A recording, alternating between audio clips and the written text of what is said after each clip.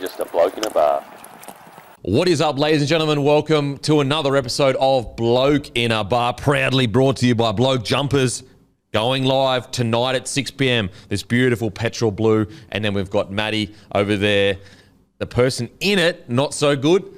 The jumper, though, fantastic. Make sure to be there 6 p.m. Very limited stock, guys. Also, it is a huge week for Bloke Beer in New South Wales. Go check out the winter catalogue for celebrations, IGA and Porters for great deals. Jump online to see where the nearest Celebrations, IGA or Porter stores are to you, and make sure to take advantage of these unreal specials. That's right, we're doing crazy specials during in Celebrations, IGA and Porters in all of New South Wales. So if you want a cracking deal on a case of Bloke Beer, head to Celebrations, IGA or Porters. But I've got the great Gurino here with me. How's your weekend, buddy? All went well, mate. Interesting weekend of footy. Plenty happening. Even the Ashes test got a bit of rugby league treatment. That last night. How good. Unreal. I didn't even know anything about, no. I love cricket. I watch every second of it. And I've never seen anything like it, Guru. Never seen anything like it, mate. Yeah, it was, it certainly brought up that old debate, what's cricket, what's not cricket, et cetera, which I loved personally. I thought it was fantastic. I think it's exactly what cricket need. A bit of rugby league, a bit of drama. There was an hour last night where Twitter went from my least favourite place to possibly my favourite place. It was unreal watching the arguments going on across the globe. It was sensational. Matty, walk us through it. What's going on in the cricketing world? Basically, what happened was we needed 6 wickets to win. England needed 200-something runs. Ben Stokes was in. Duckett was in. The day before, Australia had claimed what Australians believe was a fair catch. It was overturned because you had to stick by the rules. Fair enough, whatever. Is the rules what, it can't graze the grass or something? Yeah, like in the act of taking the catch, you have to have control over your body and you can't hit the floor. Whatever. What? Yeah. You want to read the rules? I can cop that. Fast forward to last night. Johnny Bairstow is out of his crease after he ducks a ball, and Carey in the one motion throws the ball back at the stumps. He's standing out of his crease. He's given out. The world explodes. Now, if you seriously reckon that if Johnny Bairstow did the same thing and didn't realise that Carey had dropped it and Bairstow caught him through for a run, that he wouldn't have taken that run. Bairstow tried to do it the other day to, I think it was Labuschagne. Brandon McCullum, the coach, who, is advocate for the spirit of the game, he ran out Murley when he was celebrating his mate's 100 a few years ago. I don't want to call them hypocrites, but... Sounds kind of hypocritical to me. And I think my favourite part of it was the quote from one Buxton, M, which was, "Stay in your crease, dickhead." That was perfect. Look, from what I saw as a guy that doesn't watch cricket, I don't understand. So, what, as in, is it just because of the timing of it? Because, if let's say Carey was right at the stumps and bombed straight away, basically in hand, no one would have an issue, correct? Exactly right. But what the English are saying, and I get their point, what they're saying is that the ball was dead, and cricket, unlike any other sport, has this spirit element where... It's a gentleman's game. Yeah, like in rugby league... Well, tell that to the people in the fucking Lord's room or whatever. Yeah, seriously. You follow the rules to a T in every other sport, but cricket, there's an element of spirit where Bairstow wasn't actually going for a run, so he thought the ball was dead, so the ball should be dead. That's England's argument. But what's the difference between, let's say Carey was right next to the wicket... Yeah. And immediately ball in hand, hit the wicket with ball in hand. I guess then what's the difference between that and throwing it? That would be like if Carey's up at the stumps and Bairstow knew it, then the stumping's in play, so it's part of the game. It's very grey, very wishy-washy. Bairstow thought the ball was dead. He wasn't going for a run, so that's why England are like, well, he should have been recalled back. But to be clear, England have literally tried that. They tried it on day 3. The same guy as well. He's their keeper. He threw it back and he missed, because they're England and they can't throw. And guess what? We're up 2-0 now. So. Oh, yeah. The convicts are up 2-0, baby. You created a monster, England. Now we're here to take it back, baby. Look. So good. It's like Woody when a team is ahead by 2. They're lying on. They're getting cramp. It's like, look, is it in the spirit of the game? But no, but at the same time, it's like, we're trying to win fucking footy here. Yeah. We're trying to win footy here. Everyone does it. Very, very strange. Very strange that people would be complaining when England literally did it day 3. Yeah. That was 2 days ago. Literally 2 days ago. Seriously. I would love to hear the arguments that the great Tim Williams is putting up in the stands to all the English fans. Oh, and he'd going be at him. standing He wouldn't be strong, missing. Timmy. Yeah. He'd be standing. Oh man, Timmy the Tin Man. He'd got 1,000 tins. He'd be in Ready to throw down. People don't know. Timmy was at Lord's. Yeah, if you missed the smug nature of the office person, if you've got a feeling of there's less smugness on the podcast, Timmy's in England having a good time, the bloody dog. No, we miss you, Timmy. Can't wait for you to get back, mate.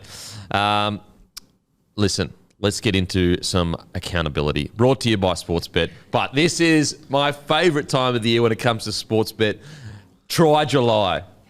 Try July is it the best, like, one of the best, like, sporting, I don't know, partnerships with a agency? Without a doubt, and it's exciting. Yes, because the players are going to do mad try celebrations. So one of our favourite times of the year, it's Try July, where Sportsbet will donate money for each try celebration throughout the month. This year, Sportsbet will donate $5,000 for every try celebrations, and the money will go to Nathan Stapleton and Daniel Anderson. Obviously, we know about the situations that both those former players are in, and coach, obviously. So they'll get donated to help them. And if there's something better to get around, I don't know what else. Like, that is such a good thing. Also, massive shout out to Mark Hughes Foundation for the week as well. That was incredible. So Try July has started. It's round 19 to 22 in the NRL. For the first time, NRLW will be involved in round 1 kicking off later this month. And I just wanted to ask you boys, first of all, I'll ask the audience, leave a comment. Actually, you know what? Leave a comment in the YouTube section. So you're listening on Apple and Spotify. Leave a comment in the YouTube section of your favourite try celebration, and I'm going to give 5 people $100 bloke gift vouchers. Boom! I did it. There it is. I'm going to go broke. That's the end of bloke. So those 5 people, you ended bloke. But you got the kit. So go to the comment section of YouTube. I'm giving 5 $100 gift cards away for bloke merchandise. You put your favourite try celebration in the comments, and I will randomly select 5 people. Guru, what is your favourite It try had to be celebration? the Cowboys going back at the Tigers for their try celebration Ooh, a few weeks ago. yeah. I actually didn't realise at the time what it was. Then I saw it on social media and thought, that is outstanding. I didn't realise it till Tuolangi did it. Yeah. When Leilua did it, I was like, okay, wrestling fan. And then Tuolangi did it, I was like, okay. They did Something doing here. bit of video session on a Stafford Towers incredible game.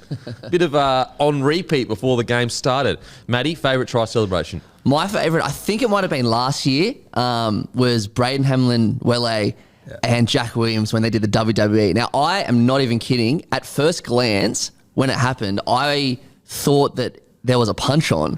I didn't, obviously, because your brain can only go work as quick as it can. Especially yours. Well, I walked myself into that one. And he clotheslined Jack Williams and did the People's Elbow from The Rock, which I thought was incredible. My second favourite one, I've got 2, was, I think it might have been 2 years ago, Adam Reynolds scored, and he just did the surfboard. But then it went to the bunker, and as he went to score the try, he actually stepped on the dead ball line. So he did the celebration, but it actually had to get called back. But I'm pretty sure, and in fact, I know for a fact that Sportsbet still paid out for that Of celebration. course they did. It's Try July. My favourite. Look, call me old-fashioned. A Greg Inglis goanna gets me going. That one in the grand final, stop it. Just stop it.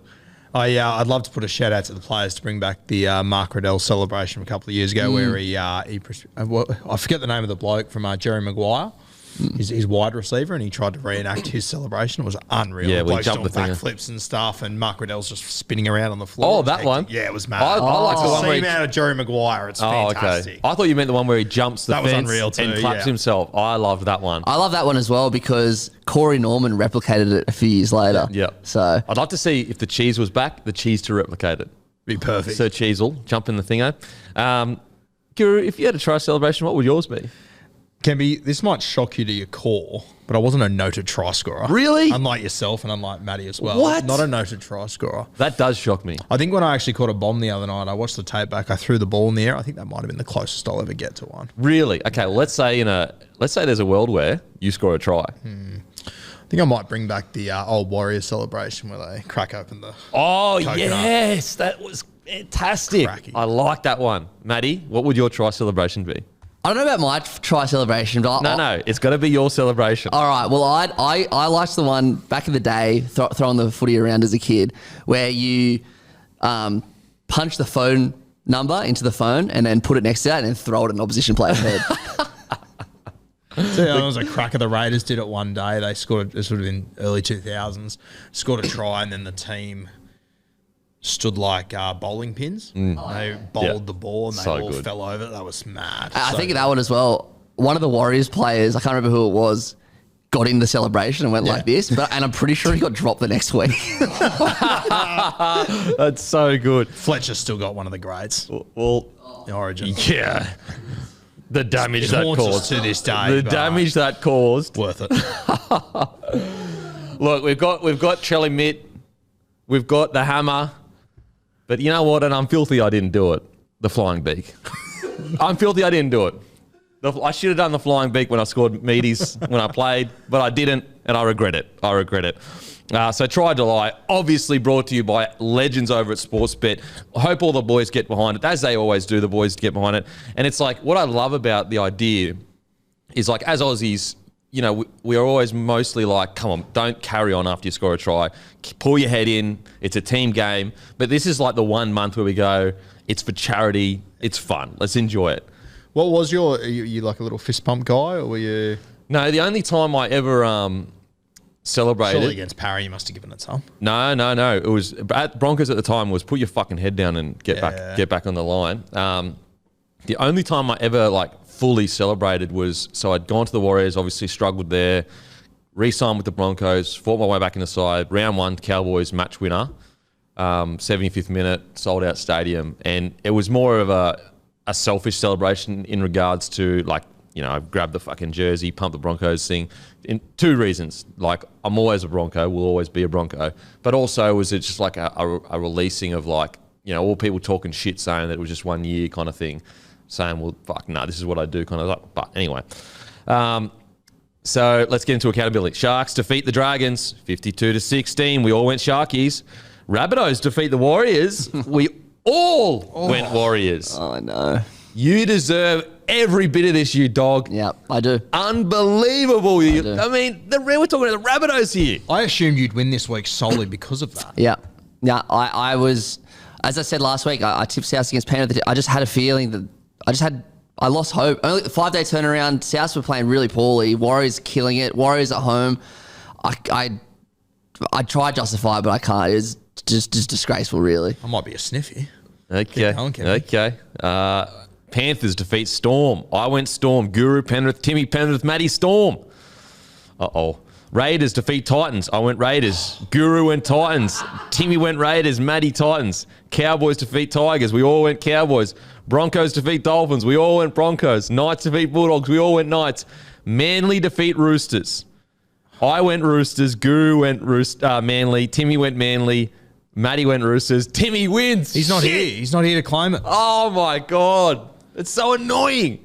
Roosters were robbed. I'm going to just stick to that. Now he's gone out to like a 10-6 lead. That's unbelievable. You know what killed me? That last one killed me. What else did he get right? He got the Raiders. I got the Raiders as well. Too, yeah. No, I think there was another one that I got wrong. Oh, the Storm. So that's brought to you by Sportsbet, guys. If you're going to have a punt, you got to do it with Sportsbet, but make sure to gamble responsibly. You win some, but you lose more. Don't go crazy, guys. Just a little fun. But thanks to our absolute legend partners, Sportsbet. Let's get into Team of the Week. At number 1, Scotty Drinkwater. 2, Tuolangi. 3, Tango. 4, Best. 5, Cobbo. 6, Dearden. 7, DCE. 8, Haas. 9, Crossland. 10, Tarpane. 11, Nikora.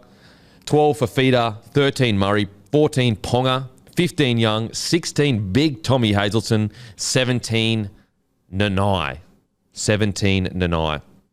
Now, out of that team, the best player of the week. Jeez, it was a hard thing. The hungriest player of the week. First of all, who do you think who was your hungriest player, Guru? If you want me to be honest. You can be honest, I would mate. have had a bit of bias here. I would have gone Isaac Tungo just because down 14-0 and the game that he had. But when you look at the guy that got it, his stats, very hard to push back on. Yeah. I initially was Tungo for exact that reason. Yeah. And it's against the Melbourne Storm. But, like, yes, I understand it's against the Tigers, but Scotty Drinkwater, 5 try assists, 2 tries in a rugby league match at professional level. I just couldn't ignore it. Scotty too hotty. The blue eyes got him. He's just staring at me, saying, please pick me. But Tungo, he's a good sort too. So I was torn, Guru. I was torn. You've been on the Scotty Drink Bloke train for a while now, and fuck, I'm starting to see it big time. Yeah, he was my Dally M Schmolky. Would have been a serious go if he was available and playing the whole year. I'm going to claim it, even though it didn't happen. Matty, who's your hungriest player? Mine was probably Cobbo this week. I just reckon not just the hat trick, but just the way he scored them, particularly that match winner. That was freaking unbelievable. And it was because it was such a tight game as well. You know, it was up against Redcliffe, which was I thought that was so funny how the Broncos Calling Redcliffe. and their full-time post was Broncos defeat the. That was their full-time post. I love it. I love it. They're trying to build a real South Roosters rivalry, and you know that's one of my favorite things. So I love to see it. But yeah, Cobbo was probably I probably would have gone Cobbo, but definitely no qualms at Drinky. So, Menu Log's hungriest player is Scotty Drinkwater. Use the code Drinkwater, maybe even buy some water. Drinkwater to get free delivery when you spend $15 or more.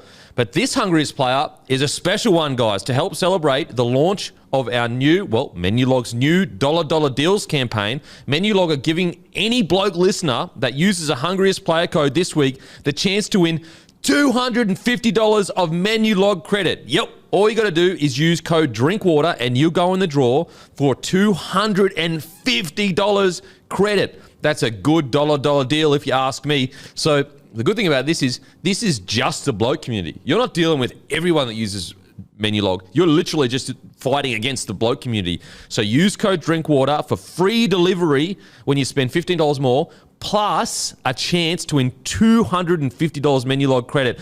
Mate, that's nearly a whole week of food. Mate, the things I do with 250 on a Sunday morning after a big Saturday night would be unreal. Just getting into your work, mate. Just getting into your work. Now, on to Origin chat. Yes, technically a dead rubber, but I can feel that the Origin machine turning where you can start to feel New South Wales play like they are going to play for pride. They do not want to be swept. Then you've got Queensland. You can tell that they are so zoned in and focused on that whitewash. Like New South Wales have heaps to play for. Positions for next year, not getting whitewashed, all this crazy stuff. Queensland, first sweep since 2010. You know, first sweep since think about the incredible sides Queensland have had. And during their 8 in a row, they only swept once. Queensland have an opportunity out at a core stadium to sweep New South Wales. It will be, initially, you know, last week I was kind of feeling like, if they sweep, great, but series already won. But now it's getting, just as it gets closer, it's getting into the areas of like, what a message to send from a Queensland's perspective. So what do you reckon, Guru? Mate, I was exactly the same. After game 2, in my head, I had a little temper tantrum going, I don't even care, whatever. But the closer it gets and the more I hear Queensland talk, and like I heard DCE talk yesterday after the game about just how, we've already won. But, we still want to do it. And like the fact that how much you guys want to get a clean sweep shits me. Yeah. Shits me so much. And it's such a bump to our pride, and it's at home as well. The last thing I want to see is Queensland doing a lap around Sydney after a victory and it's just like, I think as Blues fans we need to get around our team and get out there to the stadium and support our Blues, because that if it was a dead rubber up in Queensland, they'd show. 100%. Queensland would absolutely turn up in Queensland to watch a dead rubber. I mean, you look at the game 3 where it was on the Gold Coast, obviously during different times. But, mate, I agree with you. As Queensland fans, get out there to see. You don't see clean sweeps. As we just said, greatest ever Origin team assembled, and it's not even close, did it one time in 2010. That is 13 years ago. So you could head out to the stadium, watch the game, and witness Queensland 3-0 as a Queenslander. And from a New South Wales perspective, this could be Freddie's last game as coach. Freddie is an Origin legend. And so from a New South Wales perspective, if they can go out there and beat Queensland, because they're truly, the odds are stacked against them, all these injuries, all these outs or whatever, it's a big game to watch. I think there's going to be fireworks. You reckon? I was just about to say. Yeah, you reckon at the end of game, what happened in the last game with Reece Walsh walking off, pumping the chest, with the Fox also doing it, all the crowd into him, you reckon there aren't going to be fireworks? There's going to be some fireworks. The beauty about this game is too, like we're assuming it sounds like Corey Horsburgh's going to come in. He's another firebrand that'll come in. He'll be looking to leave his mark. And Origin it's 7 weeks away from finals. It's not close enough that you'll miss finals games if something happens here. Yeah, that is very true. It's also a big enough gap that, hey. And also, if it is Freddie's last game, now he may get re-signed or whatever, do you reckon he cares about players missing a week or two for maybe just having a go? A little sneaky brouhaha. So make sure to get out there, guys, because it is so there is so much to play for here. Like, to get clean sweeps, like from a Queensland perspective, obviously anti-Freddie because you're a Queenslander, to clean sweep a legend. Yeah. And I mean, I'm so sick of hearing Queensland say we don't get it and all this stuff. Like, New South Wales fans, you want to show them they do, pack out that stadium. Right. Because all you do, if we're not there supporting, cheering on our boys, we're leaning into that more and more. And their tickets aren't actually that expensive. Tickets available, $59 for adults, $165 for families at nrl.com/tickets. Obviously, they're still $60, $59, but very doable, especially $165. The hallmark of our game, though. This is Origin. Yeah. This is bloody Origin. I think for Sydney people as well, we've pretty much been starved of Origin the last few years. Like, we had the last 2 games haven't been here. The last 2 games of last year weren't here. So it's been, 5-6 games ago since there was a game 1. We actually lost that game. Then before then, every game was in Queensland. And the game before that was COVID. So really, the last 2 full games, one of them was Teddy's try, which was like 5 years ago. So, yeah, take the opportunity to get to an Origin game because there is nothing like it. And to be honest, if I'm a betting man, something's going down. 100% something's going down. Yeah. I would be shocked. If we walk off and there hasn't been fireworks, I'll be shocked. So head to nrl.com.au/tickets. Adults, $59, and families, $165. Now the teams, Queensland, the reported ins, Brimmer at fullback, Corey Horsburgh in for Flegler, and then your man, Jaman Hopgood, 19th man has been brought into the camp. Does that count as a debut? As in, from your perspective, early in this year, you called it. From our perspective, of myself and Hopgood, yes. I am very confident it won't count for him. But if you want another reason to get out to a core stadium next week, it's to see Hopgood in the tracksuit he deserves so much. So are you chalking that up as a win for you though? No, not a win. Can't claim that one. If he debuts, yep. Okay. Can't claim that one, Kempy. But I can claim Reece Robson the way. You can claim whatever you want. But I mean, he was 19th man the year before, so it's not really a fucking big jump. Not a big jump. So let's talk about those ins. Look, all makes sense. Yeah. I thought, watching Dearden play, I was like, ooh, Dearden to 6, kind of spicy. Munster back to fullback. Give Dearden some game time. But I think that this selection of Brimmer at fullback, it's sending a message to New South Wales. It's going, no. We're not picking anyone for next year. We're not trying to give anyone game time. We're coming down to New South Wales to take fucking the game. Yeah. I was really hoping, and I know it's played out very differently because of injuries, but I was really hoping that with the dead rubber, Queensland might give Josh Papali'i and Dane Gagai a farewell game. Yep. Both are injured at the moment, so they weren't able to do it anyway, but something tells me that Billy wouldn't have done that anyway, as you said. I think he would have seen us drown and put the hose in our mouth. So, I'm really happy with the decisions that he's made. I love Horsburgh, mate. I'm so happy just because I personally think that if he didn't do his Liz Frank 2020, I think it was, I think he plays Origin that year, and I think he would have been a part of that team moving forward. So I'm so glad to see him get his opportunity. And, mate, when he comes onto the field, yes, you will be on the edge of your seat. Yeah, you want to get down to stadium, see Big Red firing up. Yeah, mate, it's going to be really interesting to find that balance because that's what you want him to bring. A bit of fire, a bit of red. But you don't want him to like give away penalties and do anything silly. I'm so happy for Corey Horsburgh. You know, you talk about the players that you know care when they're on the field. You know, as a fan, now all players care because they wouldn't be there if they didn't care because it's so hard to get to NRL. But sometimes it can feel as a fan when you watch a player, you're like, does he care about the club as much as I care about the club? Is he as upset as I am right now?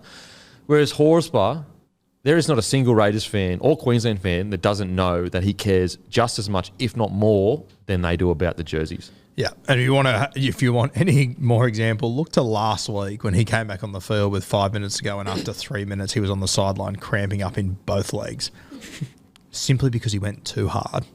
Yeah, love it. The big red, and you know what? The big red in a Maroons jersey, it's got a very fatty vibe about it. Oh, mate, it's Vorton all over. And it's just what you want to see. It suits, it's right, the world is right. Given the great red a debut in a game 3 that has, you know, almost no holds barred kind of stuff going on, it's perfect. It's perfect. I will say this to Corey Horsburgh, I do desperately need him for my Supercoach team post-Origin, so if he can just keep a lid on it. Just instigate it so someone else gets into it. Yes, yeah. Now, Brimo at fullback, love this for Brimo. People forget his debut was bloody good. I think he's going to be outstanding. And because the Titans aren't as big a club as a lot of other clubs, people just don't see how good Brimo is week in, week out. Like him in that side, every game it's almost an 8 out of 10. He is so good for the Titans, and I think he's going to do a fantastic job for. Yeah, if Brimo didn't, unfortunately, exclusively play his games Sunday 2 p.m, people would be much more aware of just how good Brimson is. And I'm stoked to see him at fullback too. He's been floated around at 5'8" for a while now. He's not a 6. He's an out-and-out 1. And I'm very confident he comes in and does a good job for you guys. As you said, his debut was tremendous. Oh, mate, he was so good. Even me, I was like, fuck. Like I was, because he played for the Titans, I was like, can he step up to that next level? Because we hadn't really seen them in finals footy much except for maybe one game. He stepped up all right. He stepped up. I think it's something I'm starting to notice more and more with Origin is that it all just happens so quickly that players just need to be able to react so quickly. And mate, I obviously wasn't here when you had the interview with Bruin, but even watching him, he's all over the place. Oh yeah, jumping up and down. And you're just like, fuck, that's what you need. Yeah, energy, just energy. Energy. Yeah. Hopgood at 19, love that. Love the fact that he's going to be in camp. He's going to be around the boys. More training under Billy Slater. Nearly every player that's gone into that camp for Queensland has come to club and gone to a whole new level. And he will. Which is going to be super interesting. It just, like, the more you look at that Storm era, you just go, oh, makes sense. Makes heaps of sense. Makes heaps of fucking sense. Like, I think that it was very easy to look at that Storm era and go, yeah, Bellamy, really good, great roster. But then you go, oh, no. This was a day by day. They worked on every single little part of the game. The fact that they're doing it now, and look, yes, ironically, yes, he's in the same position Freddie was in his second series, I'm pretty sure. So, who knows what's going to happen the year after and all that. But, geez Louise, he's had some impact on some players. You almost look at the mindset of Billy Slater now, and then, they had Cam Smith and Cooper Cronk. I almost think, how didn't they win more? Yeah. How did teams manage to beat them? It's insane. And, I think it's, 13, 14, 15, 16, they didn't win a comp. Like, how on earth those players didn't win a comp? And they lost the grand final, to be fair, in that period. But it's amazing it's almost amazing they didn't win more, which is nothing more than a credit to how good they are. I think it drives home the point that they did this in a state that doesn't even watch rugby league, and they had to recruit players that are average at other clubs, turn them into guns. Yeah. If you had those 3 players at like the Broncos or whatever, they would have won bloody 7 premierships. Yeah. Wild. And that's I'm not saying the Broncos are a better club. I'm saying it's easier to get talent to the Broncos than it is down to the Storm. And more often than not, those guys left Melbourne, went somewhere else and hit nowhere. Like there's the couple of guys, Tohu Harris, James Maloney, couple of guys that left and probably got better, but not many. Not many. That's how good they were. So yeah, really exciting times for Queensland, but and they'll be the perfect coaching staff to do this, to make sure that it's one, but there's nothing like a clean sweep. There's nothing like a clean sweep. Think of I can't even say it. That's how much it's nothing like it. Like, to think of the teams that have come before you and haven't managed to do it, such an opportunity for Queensland. Now, let's get to New South Wales. The teams haven't dropped yet, but there's a lot of rogue stuff going on. We're hearing some big ins, some big outs. So, yeah, as we said, the teams for New South Wales aren't 100%. Oh, also, sorry, for Queensland, it looks as though Coates has kept his wing spot. Selwyn hasn't taken it, which is understandable. Game 2, Coates was great. They got the win. Be very tough to drop him after that. And so it's just a matter of timing for Selwyn in regards to, luck. Yeah. Now on to New South Wales. So, look, we're hearing reports, not confirmed, reports.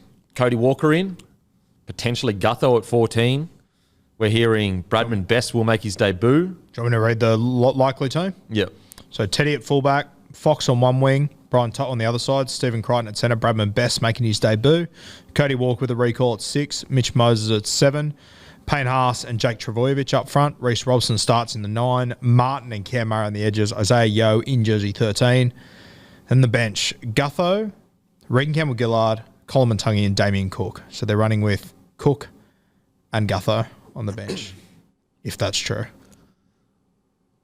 I mean, it sounds like, if it is true, it sounds like very reactionary to, we had a centre go down, so I'm going to carry a guy that can play centre on the bench, but I'm also going to do the rotation of the hooker as well. Yeah, and it's a tough one. You're also, if that is the reaction, I thought when Gutho did play centre for New South Wales, he wasn't overly impressive there. Hasn't played centre since that night. I think if you're going to play Gutho, you play him at 1. You play him at 1. I'm racking my brain to think who else you could have gone over Gutho, but I love, from a culture. Feels like you've got a problem, but Gutho isn't the right fix, but we'll just pick him anyway. Because he's such good for the culture of a team. Like, such a good selection. Yep. So energy, positive. But where does he play when you put him on? That's I don't. It's the Hines problem. Same problem we had, just different sort of footballer. I'm surprised about the rotation. Teams in. Tedesco, Toto, Crichton, Best, Addo-Carr, Cody Walker, Mitch Moses, as predicted. Front rowers, Jake Trbojevic, Regan Campbell-Gillard, Damien Cook to start at hooker, Liam Martin, Keon Kolomatangi, the back rowers, 13, Cameron Murray, 14, Isaiah Yeo, 15, Jacob Saifidis, that means Payne Haas has been ruled out, 16, Reece Robson, 17, Clint Gutherson, 18th man, Scott Drinkwater, 19th man, Spencer Leniu. So Stefano's been dropped, Frizzell's been dropped, Young's been dropped, Cam's gone to 13, Yo's gone to the bench, Robson and Cook have switched. Who else? Sorry, I know it's a small thing, but the first thing I heard there, Scott Drinkwater, hasn't he come out and said that he wouldn't be able to? He's not going to be available if picked for Origin because he's got a quad strain. Yeah, he came off early the other night. Yeah, I thought that's what I read. Can you? I'll check. Bizarre for okay. I'm just going to make the post. Love Cam Murray at 13. Love it. Probably still. I mean, maybe start Cook because of that connection to Cam. Maybe that's why. But I thought Reece Robson was outstanding for you guys last week. Stoked for Cody Walker, and if it was a game 2, would totally get it because we know how good Cody is. But I'm a bit surprised that Hines he's fallen so far down the pecking order. He went from the backup 7 game 1 to now he's what? So he's behind Moses, he's behind Cleary, he was behind Luai, now he's behind Walker. So I'm a little bit surprised at that. You would have thought game 3, younger player, opportunity with Mitchell Moses. Stoked for Cody Walker though. Really, I mean, I've never thought Cody Walker played that bad in Origin. I really didn't. I know people will strongly disagree with me, but even in his game 1, I didn't think he was that bad. I really don't. I agree with you on Cody, but why pick him now? Yeah, it is surprising. We went to we went to a dead rubber a couple of years ago where he had the opportunity to pick Cody Walker and he pick him there. Yeah. And like last now game. he decides in a dead rubber when he's 2 years older that he's going to be the guy now. And like game 2, wouldn't you? You had the opportunity to pick him game 2 if you wanted to back him. You didn't. Very surprising. You had the opportunity to pick him game 1 if you wanted to. You didn't. Yeah, true. So, the game it's the game 3 that's surprising. If you had done game 1 and game 2, I would be like, I get it, fucking oath. Like, he's an experienced ball player who's been there and done it before. Best attacking player in the comp for the last 5 years. The game 3 is like, so does that mean that next year you'll be looking towards a potential Cleary Walker? And I know it's next year. It's a long time away. Anyway, stoked for Cody. Well, though, so good. He deserves it, and it's nothing to do with Cody. It's just the selection is odd. Also happy for Bradman Best, but I'm quite surprised with the Bradman Best one. Yeah, I'm very surprised by Bradman Best, and I look at this team and I go, geez, if Cody Walker didn't play as well as he did on the weekend, does he get in? If Bradman Best doesn't score 3 tries yesterday, does he get in? I don't know. It's just the Bradman Best one. Like, I think he's had a fantastic season. He's been very good, but I did not see this coming at all. I didn't see it coming at all. Like, Matty Burton's played there and killed it. Yeah, Matty Burton's a good shout. Is he? Did he get Got fined? Fined. Okay, so yeah. So, yeah, that's quite surprising. Who else would you have considered in the centres? I mentioned Isaac Tungo before. Is he? Yeah, he's eligible. I'm pretty sure. Oh, I mean, I personally would have had Tungo in the mix. You got Katoni defensively, obviously a little bit of work to do Reeds wise, but you got Katoni there. Who else would be eligible for the centres? I mean, like Gutho's been there, done it before. Wouldn't have been my pick, but I don't know. I will say this about Bradman Best. I remember I went up to an Origin at Suncorp years ago, and Queensland took a shot at field goal from about 40 metres out to win the game, and they missed. Yeah. It was one of the Hopawade boys, I think it was, caught it in the in-goals. It might have been Albert, actually, now I think about it. And he passed to Bradman Best, and he went the length and scored a try up at Suncorp. So, unbelievable moment there. And, I hope that Bradman Best got the ability to do well. Absolutely, he's got the ability. Hopefully, we've just picked an Origin player out of nowhere. And he kills it. But I'm nervous. It is quite left field. I thought there'd be probably quite a few other players that were maybe ahead of him in regards to had played strongly for, a few years. Bradman Best has been, I think he started the year solid, and then probably for the last 6 weeks, he's been fantastic. So, mate, massive congratulations to him. He was touted for fucking Origin 3 years ago, nearly. Yeah, I will say this about Best too. I think over the last few weeks, I think you can see in Newcastle's footy, and I think the halfback and his edge in particular, Jackson Hastings, put a big emphasis on just getting him early. Getting the ball, yeah. Get him ball as quickly as you possibly can. And I'm so nervous that New South Wales will pick him, then not use him like that, which will shit me to no end. Yeah. They'll play him at right centre, or they'll do something ridiculous. Yeah, interesting.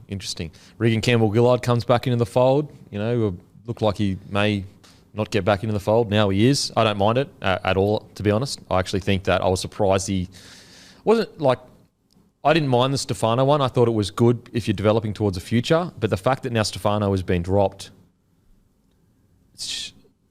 I think that's really tough on Stefano, honestly. I know that they got absolutely pumped on the weekend, but 10 minutes in Origin and then dropped. That's a tough call, man. That's a tough call.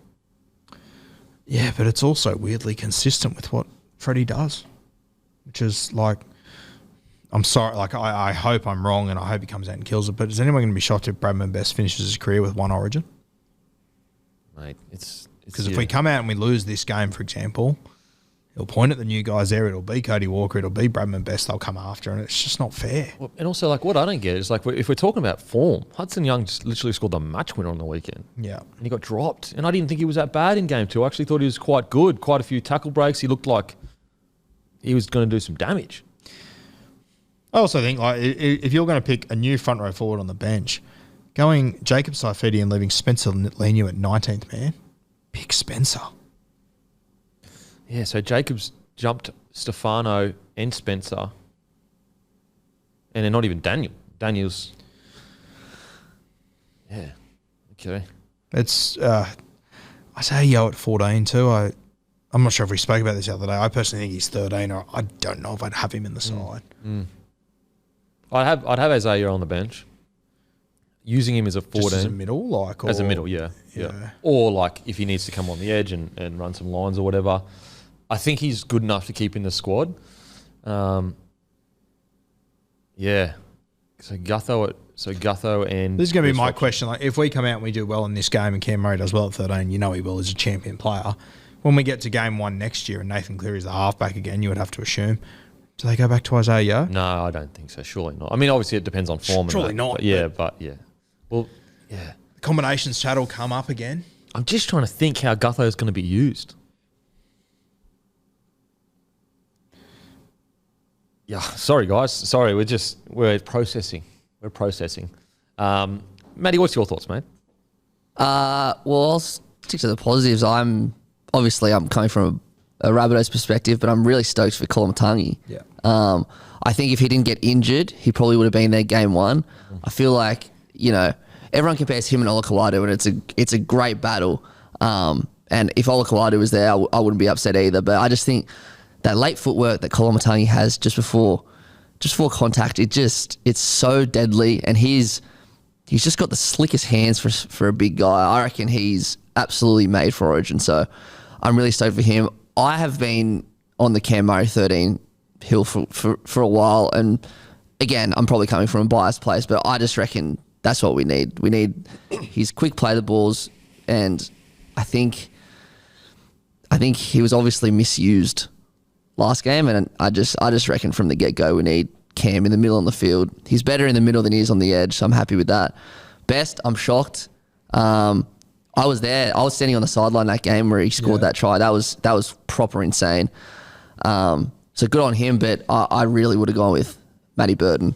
I think Burton last year was it last year or the year before, when he got on that stink with Gagai and Tino come across, and then he just killed it the rest of the game. He showed he was made to play Origin, and did getting pumped 66-0 cancel out Burton's spot yesterday?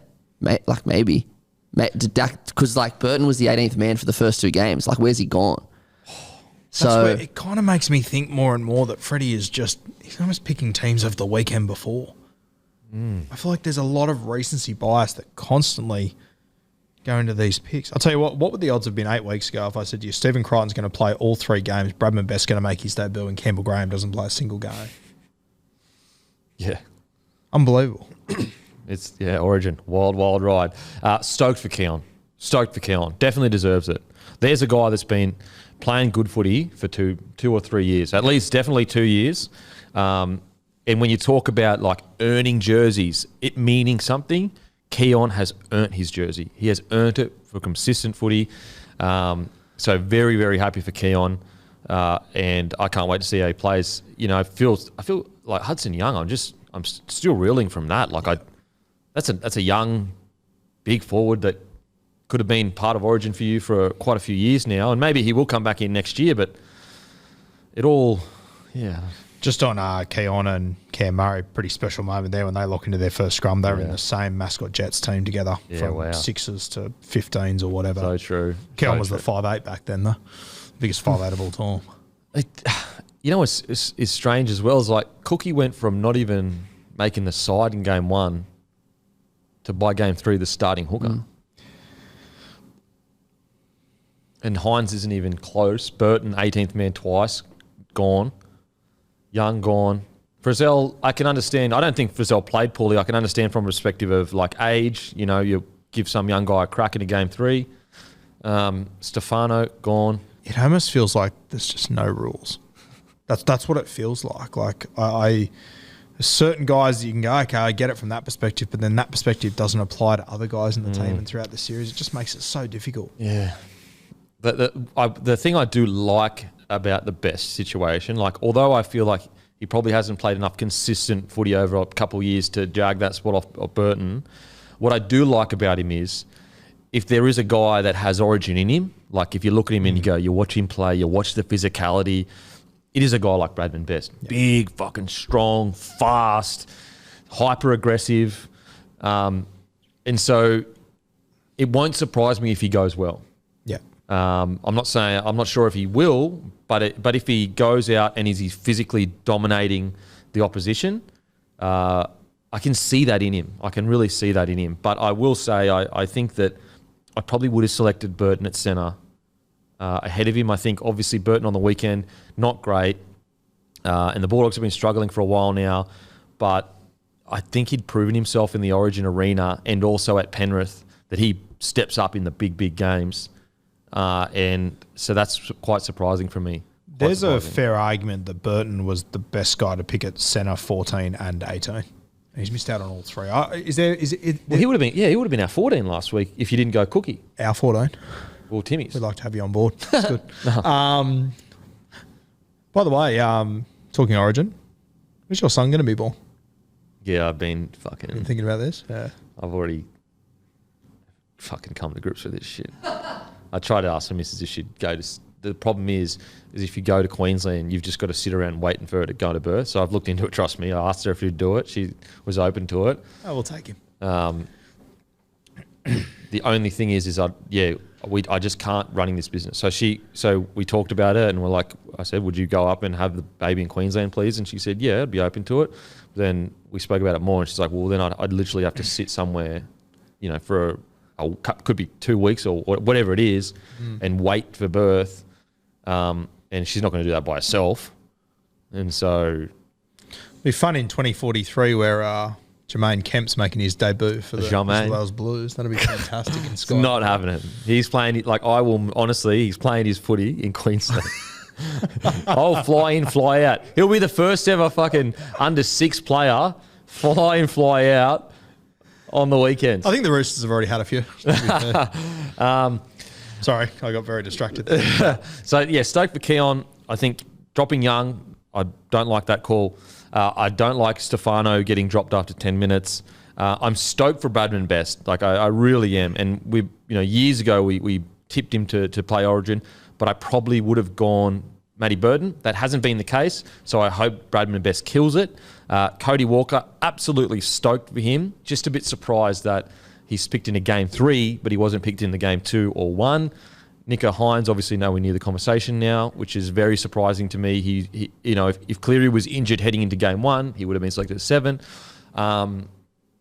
Luai, we haven't even spoken about it. I do feel sorry for Luai. I do. So do I. Yep. Because, love him or hate him, and, I'll be the first to admit that post after Origin, I understand he was getting death threats, but not a good look at all. I didn't it's like the wrong that. way to go about it. Yeah, it's definitely the wrong way to go about it. If you're getting death threats, go to the police. If you want to name and shame it, direct it towards them. So I can't condone that. But if you take that aside, from a performance perspective, I do feel sorry for him. I don't think he's been bad in Origin this year. I think he's been pretty good, to be honest with you. He's good game 1 for sure. Everything we had in game 1 sort of came off the back of Jerome. Yeah. So Liam Martin starting. I like that. Who else? Gutho, stoked for Gutho. Just unsure as to what position he's how many minutes he's going to get. Stoked for Reece Robson. Stoked for Scotty Drinkwater at 18th man if he is going to be 18th man. The other one I'm really happy to see him back in is Jake Trbojevic. Oh, yeah, Jake Trbojevic. Now, let's get into the reviews. Sharkies defeat the Dragons 52-16. I mean, a really, really good win for the Sharkies. And I've spoken about this, a couple of weeks ago. They got this, almost it's a curse where you go, great win, but we know you can do that.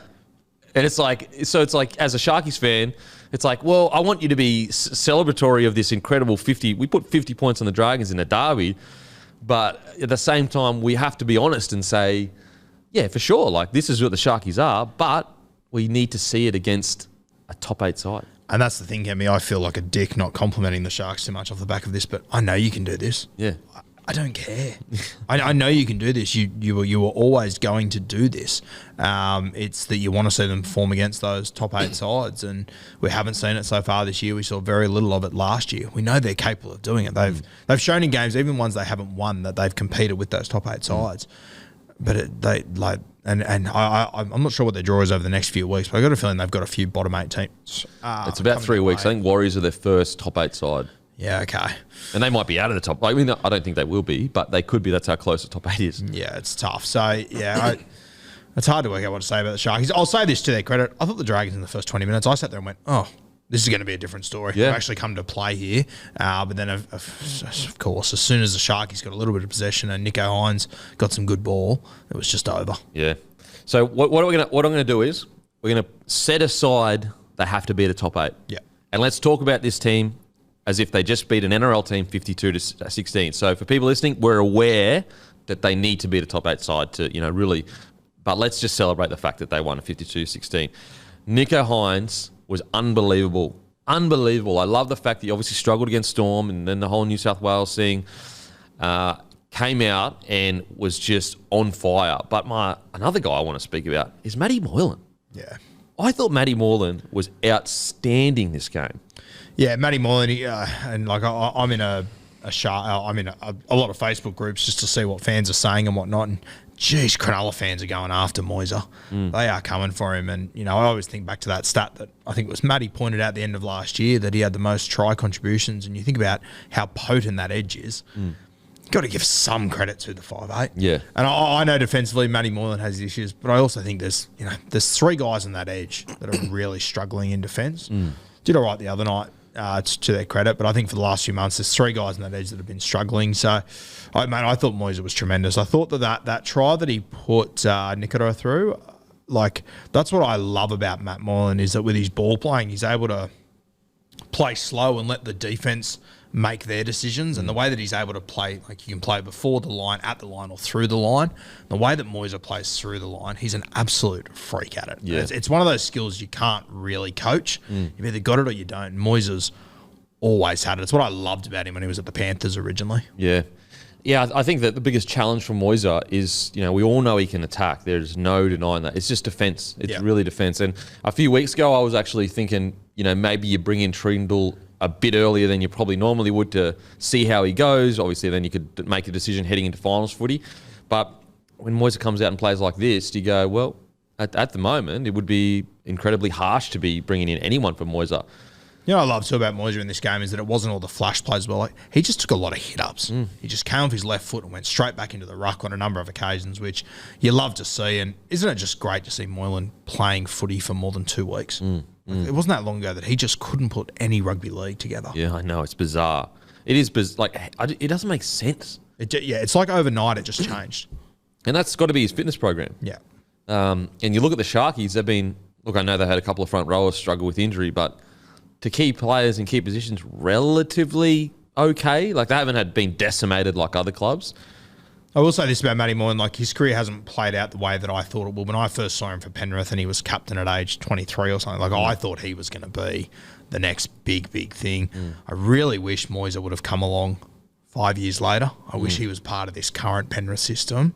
Yeah, that'd be interesting. Because he was captain at a very, very young age, and I just think Moylan, obviously injuries got in his way and whatnot, and he fell out of form for a long time, but I'd love to see him in a really top shelf system. And the Sharkies aren't that far off that, to be fair. They're getting to it. And you could make the argument, if he is a part of that, it's almost a bigger achievement to a degree, because he was a part of lifting. He's an experienced veteran player. I just think with Moylan, you might not like him, whatever, but if you think he's not talented, you don't get footy. He's just gifted. I don't know why. I can understand if you're frustrated sometimes with his defence for sure, but not liking him. Has he ever done anything bloody wrong? Not for me. I've always really liked Moyser. He always seems to be a good guy in the community and whatnot. What do you think about the Sharkies, Matty? Yeah, I thought they were awesome. Again, we said at the start we need to see them play good teams, but they did absolutely everything that they needed to do. I thought defensively, they're still not quite there. They still missed a couple of pretty bad tackles, but they scored 9 tries. It's just so surprising that their defence is their issue. Yeah.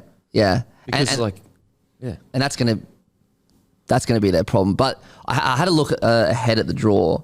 I think the way they finished their season is pretty perfect. They've got in the last 5 weeks, they've got the Rabbitohs, the Panthers, the Raiders and maybe someone else. I think leading into finals, a couple of those tough games is exactly what they need. If they can manage, I'm sure they'll manage to like pick up, wins against lower teams until then, and then they can really test themselves. So I think the draws are going to favour them heading into the finals because they'll need a couple of big tests before September. It could favour them in the sense of they'll get a gauge of where they are. Yeah. It may not favour them in the sense of they get beaten by every team that they're leading into finals and they don't make the 8. But if you're looking for a gauge of you'd almost, you want them to play finals footy as a Sharkies fan, but you don't want them to get there by a run of, bottom tier sides and then they get into the game 1 and they get absolutely pounded. Yeah. Just to show you where they are, it's interesting. This time last year, they're currently sitting third on the ladder. This time last year, they were sitting third. This year, they have scored 421 points. Last year, they'd scored 380, so they've improved by 40 points. Defense, though, this time last year, they'd conceded 311. Currently, they are sitting... Sorry. This time last year, they'd conceded 272 points. Now they're at 311, so they've seemingly got better in attack, but worse in defense. Well, they're the best attacking team in the comp when it comes to points per game. They're scoring 28 points a game, and no one else has beaten that. Yeah, so it's ironic. We spoke about it quite early in the season. They're almost like a better version of the Titans. Yep. They have that issue of defense. We know they can attack. So the positive is their issue is clear as day. Clear as day. It's a defensive lapses and all that kind of stuff. So hopefully they can sort that. Just with the Sharkies too, they're on 24 competition points, which, you go down to 8th place to the Warriors. They're on 22 competition points as well. But the Sharks have had all 3 of their buys. They're the only team in the top 8 that's had all 3.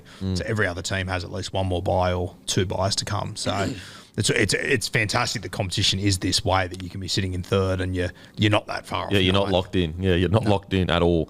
I want to talk about my other boy, the big Tommy Hazelton. How good is he? How much impact does he bring? The big fella. I remember seeing him in the preseason trial going, there's a bit about that big fella. And ever since then, any opportunity he's got, he's made the most of it. I don't know whether he's been injured or he's just a victim of how stacked this Sharkies, team is. But, mate, very hard to be leaving him out of the side now. I think it's something that's really underrated in our game, Kempy, is with forward packs having different body shapes. He's a classic. Yeah. There's not many guys in the league that have a body like his. And I think you will see him score a lot of tries that most guys wouldn't just because he's got an extra half a metre on people. His reach is just incredible. Big boy. And something about bold guys when you put tape around their heads. Go to another level. Yeah. Go to another level. He's quite agile for how big he is. He's mobile. He is mobile. So it's going to be interesting to see how his career plays out. Does he stay as that impact off the, bench kind of player, or does he grow into a 50, 60 minute forward? Maybe 60 is a bit too much, but like a 40 to 50 minute front rower. Be really interesting to see how his career plays out. Could go either way, couldn't he? Yeah. Because he doesn't lack for toughness. And he looks like a guy that would love to get through a lot of work. Sometimes impact forwards, you can tell that that's just what they want to do. They want to come on, go hard, get off. Whereas there's some guys, I don't know, he just seems to be a player that wouldn't mind a gritty grind kind of thing. Yeah. Again, need to see more of him. Hard forward pack to get into, though. Really hard forward pack to get into. Really, really hard. But I loved him off the bench. I love the fact that the Sharkies were behind him. Another guy I want to talk about, Blake Brayley. Jeez, he's getting better and better and better. And he's just flown completely under the radar. He's a guy that, you would never put him as, the most improved player in the competition over a season, but I reckon over 3 years, very hard to argue against. Well, it's like he's got just better every single week for 3 years straight. And we don't value enough just a lot of rugby league. Yeah. Think about how seasoned his body is now. Think about how used to he's getting to the flow of the game. That's what Cam Smith made him so great. Is he, by the time he got to 37 years old, he could read a game like we've never seen before, to the point where you're just going, how did he see that? And that's just time on a footy field. Oh, and also naturally gifted intellectually, obviously, but it also is time on a footy field. Yeah, and if you're looking for a very good example, we'll talk about it soon, but that intercept that DCE he took yesterday, that was just a classic. He's seen it all before. The vast majority of players in that situation are watching who's their man, where they're going. DCE is just able to see it all unfold because he's seen it all before, like Cam Smith. And Kiri had been going at him, so we'd gone. So it's like boxing. There's so many little things like I guess battles going on that you don't know about, like jamming in, not jamming in, or doing certain plays to get certain reactions out of the opposition. And you could see that battle between Cleary and DC. Anyway, we'll get to it. With the Sharkies, absolutely fantastic. Blake Brayley, I just think this year we've really seen him get confident with his own ability out of dummy half, whereas the years before, very much off the deck, hit his player, beautiful pass, beautiful service, gets through his work, where he's added an extra dimension to his game where he runs a little bit more. I think it's been 2 weeks in a row where he's set up a try off his own bat. You add that to the attacking prowess of, now look at it. Maybe there's no coincidence that they've scored more points this year. Maybe it's because Brayley is adding those extra points. Yeah, and I think full credit as well has to go to Cronulla because they brought Jaden Beryl down from Queensland Cup, and I know he hasn't played, but I reckon that would have been a sign to Blake Brayley, hey, you got to step up. Yeah. Because we've got another hooker now. Yeah. The first parts of his career, it was him and only him. Yeah. There was no other option. But I cannot believe we haven't seen Beryl in first grade. I know. Did he win he won Hooker of the Year in Q Cup 2 years ago. Really, really exciting there. Nikota, fuck. Jeez, he's hit his straps. Is he the best back row? Is he the best edge back rower? We were speaking about this on Friday. Friday, yeah. Well, you said it a few weeks ago. When you said it, I went, geez, Matty, I don't know about that. But ever since then, I've sort of been sitting there going, is he? Yeah, he brought it up on Friday, and initially I was like, I could see it, and I thought more about it, and I'm like, okay. And we go through the names. You got Nanai, who's come back, absolutely fucking. Fafita, you lock him in, definitely the best back rower in the game. So you lock him in for 100%. But when we're talking about Dally M Team of the Year, that other spot has to be probably between him, Hudson Young, Nanai. Nanai will get it if he keeps playing the way he's playing, but Nanai, if he continues on his thingo. When you actually look at Papali'i and Bateman's stats, they're actually not that far off when they're in grand final teams. But most people will say that they're not in the running because their team's running last, which is like, I understand that argument. I get it. But when individually, they're actually not that far off there. Yeah, being a part of a grand final. And I think the thing with him is that he's now done it for 2 years straight. Like he burst onto the scene, then he went a little bit quiet. But the last 2 years, he's been tremendous. Yeah, agreed. So Nikota, if by the end of the season he gets that, I think Fafita's locked in. Yeah, Fafita could play like a busted for the rest of the year, and I'd still give it to him. That's how good he's been. Well, if you're picking genuine left and right edge, I think he is the best right edge. I'd probably have Keon in the same sort of ballpark, but I think I would still go with Britain at the moment. Yeah. He's been so good. Now let's get to the Dragons. Look, a lot of fight in that first 20 minutes, but it's just, isn't it such a good example of you can have all the best intentions in the world as a team, but if everything is not clicking and everything is not right, the cracks will show. And that game was the example for the Dragons. They came out, had all this intention. First 20 minutes, you're going, wow, the Dragons could genuinely cause a massive upset here. But when you're under fatigue, when everything's going against you, you need everything to be going for you. And at the moment, Dragons, everything's going against them. It is a saga that needs to be sorted as soon as possible. Yeah, I mean, like when you think about an NRL team going into a game and you take injuries, suspensions, form, off-field, everything, like if everything is perfect and it's at 100%, like getting things to 90% is a huge achievement. And I think it's evident in the NRL now that the difference between 90 and 80%, it's miles. Miles. And like you can be 5% off in a game and it can cost you 40 points. Yeah. That's how like ruthlessly good teams are taking their opportunity. The Dragons look, unfortunately, for sure, the players have to take responsibility. There's no denying they need to be better. But I think they're paying the price for poor management for the last couple of years. It has been a poorly run club, at least from the outside looking in, for at least 2 years now. And you're seeing the damages from it. Yeah, for sure. And this is, I 100% get where people are coming from with Ben Hunt. He should stay there. But at the same time, I get it from Ben Hunt's perspective. As I said last week, it's just every week there is something new, something that is going on. It's just like they let go. They released Kerr, so Kerr could go. Then a report came out that Lomax has been told he can go. But then Flano came out and said, no, I want to work with Flano. Again, this is just all bad management. The fact that all this stuff is leaking, getting out. Anthony Griffin told he needs to reapply. Like all this stuff, you don't see this when a club is at its best, working well. You don't see this. And people will say, well, of course, when you're winning, but the winning is a symptom of good admin, not the other way around. It's not winning sorts out your admin. You look at all the other teams that are struggling. Unfortunately, their club admin is struggling substantially. Leaky clubs with, a lot coming out of it. I mean, look at perfect example. Penrith Panthers, before their run, dramas left, right and centre. Ivan Cleary sacked, Hook brought in, dramas between Anthony Griffin and Phil Gould and Ivan. You know what I mean? Like there was dramas everywhere. As soon as it has been dead silent, has been when the Panthers have gone on their run. Yeah. Like it is literally almost to the fucking day. And this is a classic example. If the Dragons happen to win this game of football, do you reckon you hear about Zach Lomax this week? It's crazy. That whole Zach Lomax situation is the most bizarre thing ever. But it's also the most Dragons thing ever at the exact same time, which is just shows where they're at the moment. Gets dropped, gets pulled back into the side.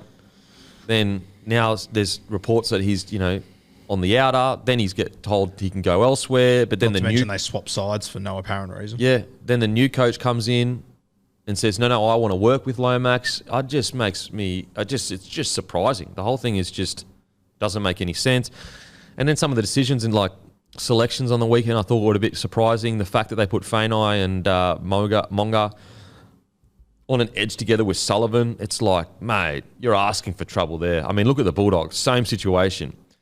Rajab debut starting with a rookie centre and a relatively rookie Karaz on the edge there. Just that decision, like the left side for the Dragons, they were completely torn apart. And yes, you can blame the players for sure, but also selecting Sullivan, Fainai that was his first time at centre for the Dragons this year. Yeah, it might have been his second, but not many. Not many. Plus Monga on the edge. I believe that's a poor decision.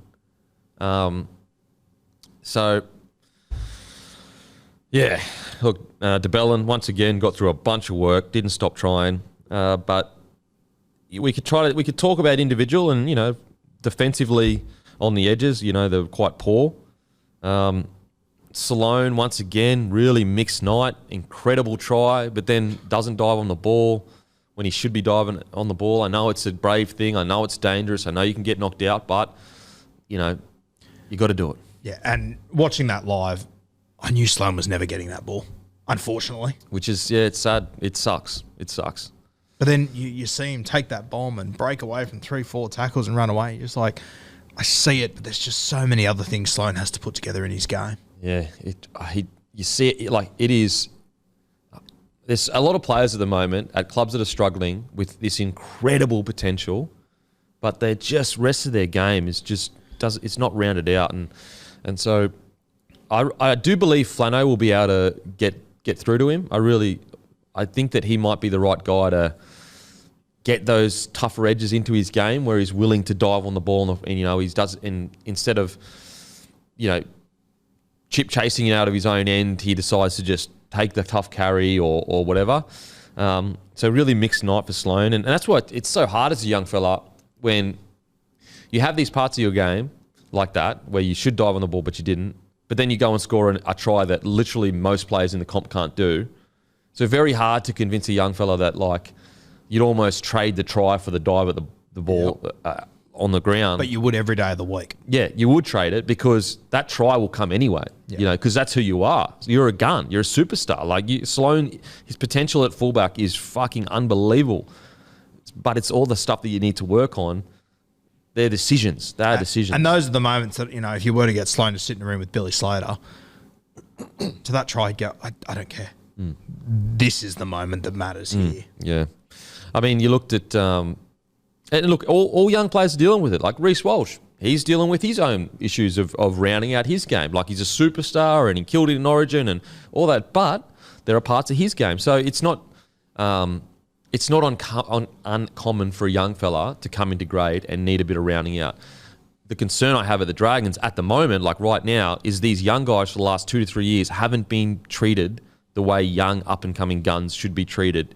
They haven't been given the best direction, the best coaching.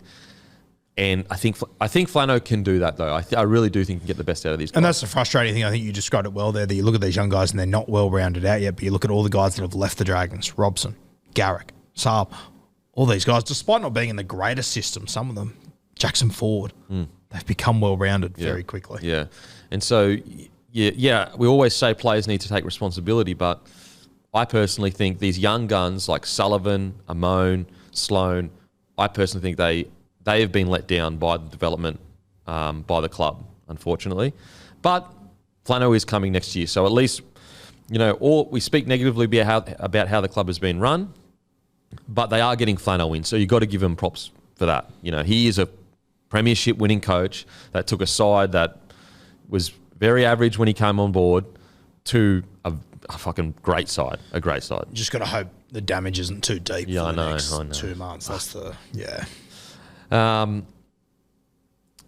so look, the Ben Hunt situation, it's just got to get sorted. It really does, because it can get really ugly. It can get really ugly, and whilst it's getting ugly, Amone and Sullivan aren't getting NRL game time. Amone or Sullivan. Yeah. One of them isn't. Which it looks like Amone at the moment, who was going to be the guy 6 months ago. Before we get to our next game, guys, do not forget Rugby League on 9 now. Thursday's game, Tigers v Sharks. Friday, St. George versus Raiders. Sunday, Titans versus Dolphins. And then next Wednesday, Origin. That is right. On 9 now, you can watch it anywhere, anytime. You can download the app. You can watch it in your web browser. Make sure, if you're going to watch some Rugby League, watch it on 9 now. Best commentary, the biggest games, and obviously Origin. Doesn't get much better than that. So download the app today, 9 now, or go to the website 9 now. There is plenty of content on there. Plenty of content. Great content on 9 now, so check her out. Okay, let's get into Rabbitohs defeat the Warriors. Rabbitohs lost Campbell Graham pre-game to an ongoing injury, but it gave an opportunity for Tyrone Munro to make his NRL debut.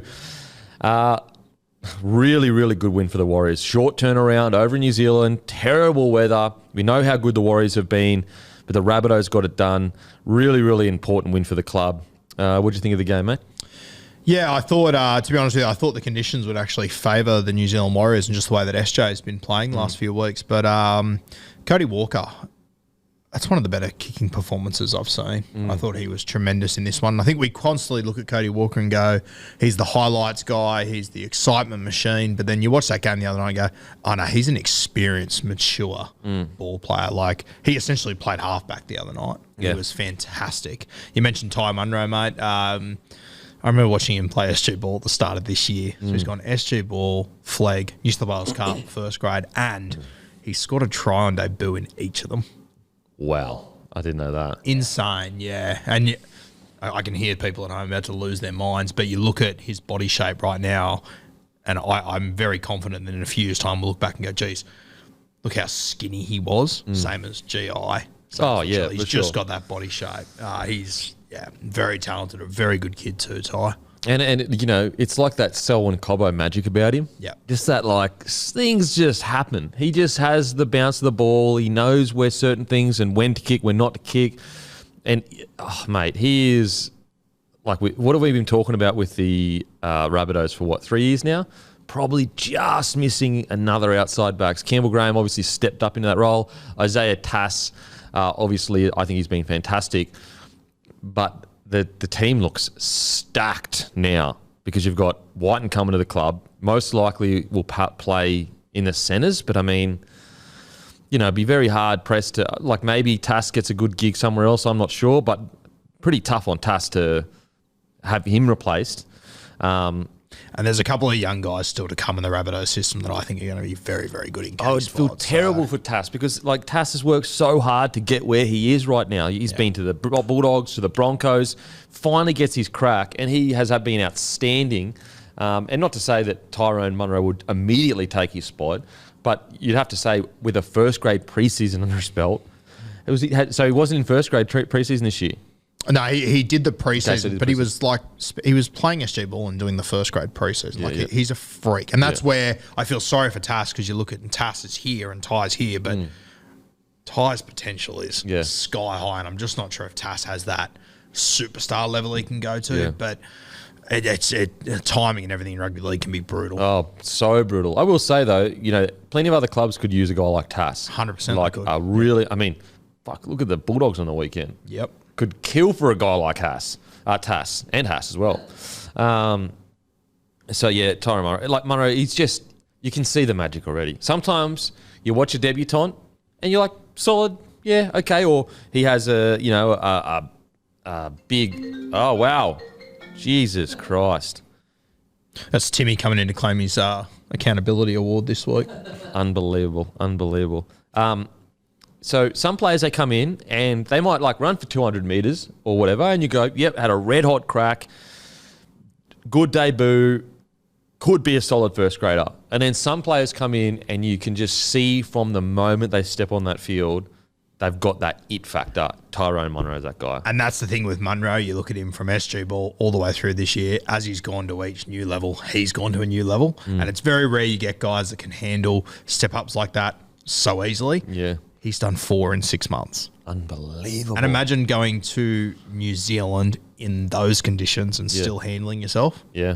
Handled himself in the contact, didn't get dominated in tackles. Like, all these little things, you just go on. And I think I saw one comment like, oh, he let it try in. No, his inside men fucking let him. He jammed in and did his best and couldn't stop it. Mate, he is someone exciting. And what's crazy is him and Latrell Mitchell on the same field, it almost feels unfair. Yeah. And the other thing with Munro to keep in mind, from everything I've seen of him, he is a left edge winger. So he played right the other way. Rabbitohs, are they back? I'm not willing to say they're back yet, but I didn't expect them to win that game, and I was pretty impressed by it. And I mean, they've still got Latrell to come back, which will change them completely. Do have that Campbell Graham as well. Huge out. Yeah, absolutely. Like when you think about, yes, Munro made his debut, but they had to move Tane Milne in the centres. They had to move Richie Kenner in there. They had to debut him. Like, that was without their 2 starting centres and their fullback, and they still managed to do that against the Warriors side that's been going really well. I'm not sure if they're back as far as winning a comp this year, but as soon as Latrell walks back in, that could change. You know what I loved about their performance? 92% completion rate. In those conditions. In those conditions. And it wasn't like they weren't throwing the ball around. Like, it was still an entertaining game of footy. Sometimes it's more about being able to see a team react to a coach's wishes than necessarily the win. How many times do we see teams, you're thinking, surely the coach is telling them to do this or do that, and they come out and they complete it like 65% or whatever. And what I love about the Rabbitohs is clearly Demetrio has just gone, boys, it's just not good enough. We are not doing this anymore. We are not playing this nonsense football of low percentage, heaps of errors. We need to complete at high percentage and get the job done. And they did exactly that. They played to the conditions. Cody Walker, as you said, his kicking game was outstanding. And they got the job done. The good thing now for Demetrio is that he can say to them, boys, when we completed 92%, we won 28-6 away from home. There's the blueprint. So I don't want to hear any more bullshit excuses about, oh, this went against us or that call went against us. Look at the completion rate. And if we're completing at 90% or 85%, and then you want to start talking to me about this call didn't go my way or this didn't happen, maybe we can have the conversation. And JD's the sort of bloke that'll say that. Yeah. He won't tiptoe around it. That'll be his exact message, I reckon. And it's the truth. Like the Rabbitohs, when they went through that run, they were completing high and defending really well. They don't even need to think about attack. Attack is like so sorted for them, it's not even funny.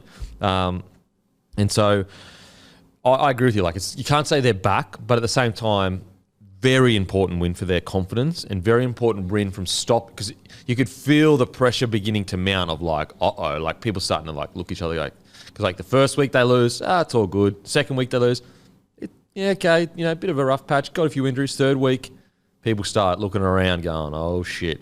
So really important win.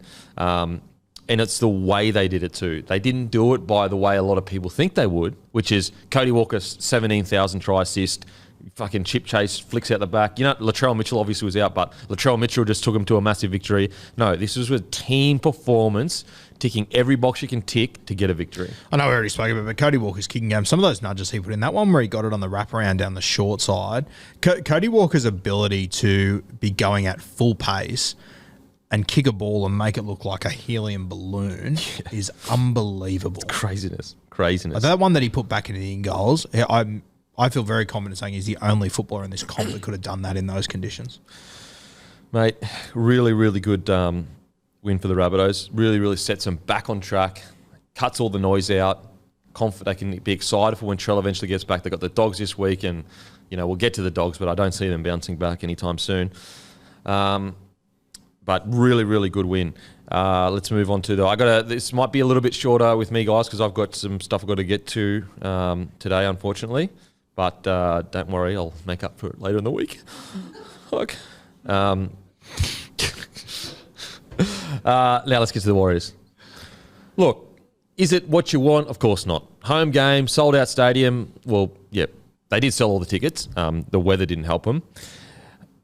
Look, they completed quite low at 69%. But the one thing that I really like in these stats, and obviously we all agree stats aren't everything, but the one thing I really like, 16 missed tackles. So when I see that, I go, attitude's still good. They're still willing to do all the tough stuff. It's just one of those nights where it didn't come together for them. Now, as I said, the completion rate is very disappointing, but when they're still... It didn't feel like a game where they were just completely outplayed and torn apart. Like they battled and battled and battled. Whereas I do feel the Warriors in yesteryear, something like that happens and it is just over. So definitely disappointing, but I'm not concerned yet. I will say though that the top 8 is so congested that if you go on a bit of a bad run, all of a sudden you find yourself sitting 10th. And that's the only thing they have to worry about. The positive is, though, if you look at their next month of footy, I'm pretty sure their run home actually is quite not that hectic. It's not that hectic. Yeah, they have got a good run over the next few weeks, especially the last 5 weeks. Yeah. I think they have a couple of top 4 teams in the next month. Yeah, I'll run you through. So it's Para, Sharks, Raiders, so pretty like tough there. Then it goes Titans, Tigers, Manly, Dragons, Dolphins to finish the year. Yeah, so you want to be basically like this next month of footy, you want to pick up a win or two. If they can snag 2 wins, that's massive. Huge, yeah. It sets you up to getting the finals.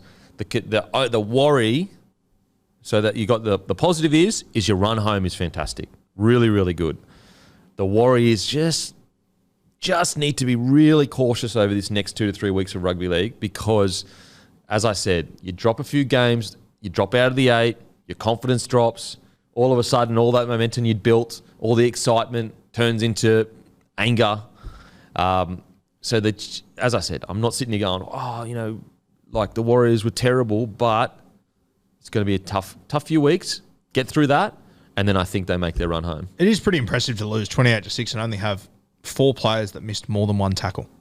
That's what gives me hope for the Warriors. Seeing that is like, yeah, okay, the Rabbitohs took their chances and they absolutely nailed them, but they're still doing the tough stuff right. So going to be a really interesting month of footy. Get through that.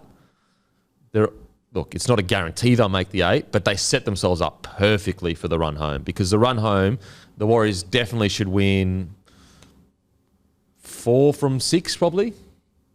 But by the standard they've set for themselves, yes. Yeah, from the standard they've set themselves, they probably should win 4 from 6. Very doable. It's just this next little month that's going to be really important for them. And this week will be interesting how they bounce back going against Parramatta, who we assume will be without Mitch Moses. Junior won't be there. So they'll have a couple of outs, Parramatta, and the Wires will be essentially full strength. Yep. So that's one that they can nab there for sure. Yeah. Thought Jackson Ford was pretty good. As always. Thought he was pretty good. Got through a bunch of work, 51 tackles, only 1 miss. That's the thing, when you look at it and you go, Tohu Harris, 51 tackles, 0 misses. So, like, the score, it reflects the game. And, yeah, I thought that the Rabbitohs by the end of the game were probably that much better of a side. But as you can see here, aside from Mitchell Barnett, put it this way, if you take out Mitch Barnett, they missed fucking 6-7 tackles as a team. And on top of that as well, what they conceded 3 tries to kicks, Matty? 2, 3? Ties, AJ, 2, yeah. So just got to get through this next month of rugby league, I reckon. That's the real focus for Webster. 3. Because 3 tries off kicks. Munro set up that last one too to Taff. Yeah. So 3. So, look, you don't want to be making excuses, but you do have to look at mitigating circumstances. And Cam's try was they were frantic after Fanua Blake got put in the bin too. So there are a fair amount of... There's a bit in that. Yeah. I know. I hate to make excuses for teams and it's not an excuse. It's just the score looks like they got touched up, toweled up, whereas, I'm not that disappointed. Just looking at the game reviewer, it says ground conditions wet. Is that the greatest understatement of all time, or what? Slight drizzle. It's fucking hurricane. All right, let's get to Panthers defeating the Storm. Panthers defeat the Storm 34-16. The Panthers, man.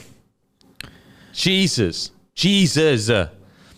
I will say, we have to give ourselves a little bit of a pat on the back. We did say it might be a bit of a slow start for the Panthers, but they will kick into gear. Did I think they'd kick into gear this early? Probably not. Did I think they'd be able to do it without Nathan Cleary? And does Cogger look like Andrew Johns right now? Yes. Mate, the Penrith Panthers are absolutely incredible. To be down 14-0 away from home at Melbourne Storm's home ground and to do what they did is nothing short of phenomenal. They are by far the favourites to win the comp. There is no team right now that comes even close to them. When I look at all the teams, 17 teams, and I go, who am I confident in that's going to turn up and play 8 out of 10? The only team right now is the Penrith Panthers. Every other team, I'm like, ooh, they might turn up and have a 6 out of 10 game. And whereas the Penrith Panthers can almost guarantee you an 8 out of 10 performance, 9 out of 10, or a 10 out of 10. They're the team to beat, and they always have been. That's the reality of it. You have a look at that game on the weekend. Obviously, they went down 14-0. The 2 tries they conceded, I don't think Nass's was a try, but anyway, they got given that. So it's they've NRL doing what they do best. So the new rule is if there's no separation, it's a try. It's a 2023 try. It's not a rugby league try. That's what shits me to know. It's just I don't get why they changed that rule, because no one was ever sitting here going, "Oh man, we're having a real problem with touch and go tries where he did lose control, didn't lose control." I thought we had actually got a pretty good handle on it. Yeah, no one sat there and went, "Jesus, it'd be great if you could lose control of the ball in the air, but still maybe get a try." No, it's a knock on. But you know what's ridiculous? They did this 10 years ago when Bill Harrigan was in charge, and I remember Harrigan was the one that advocated to change it when it was, for a while, for maybe 1 or 2 years, it was skin to ball to grass, and they changed it because they're like, that's ridiculous. Now we've pretty much gone back to that. We're just running in circles.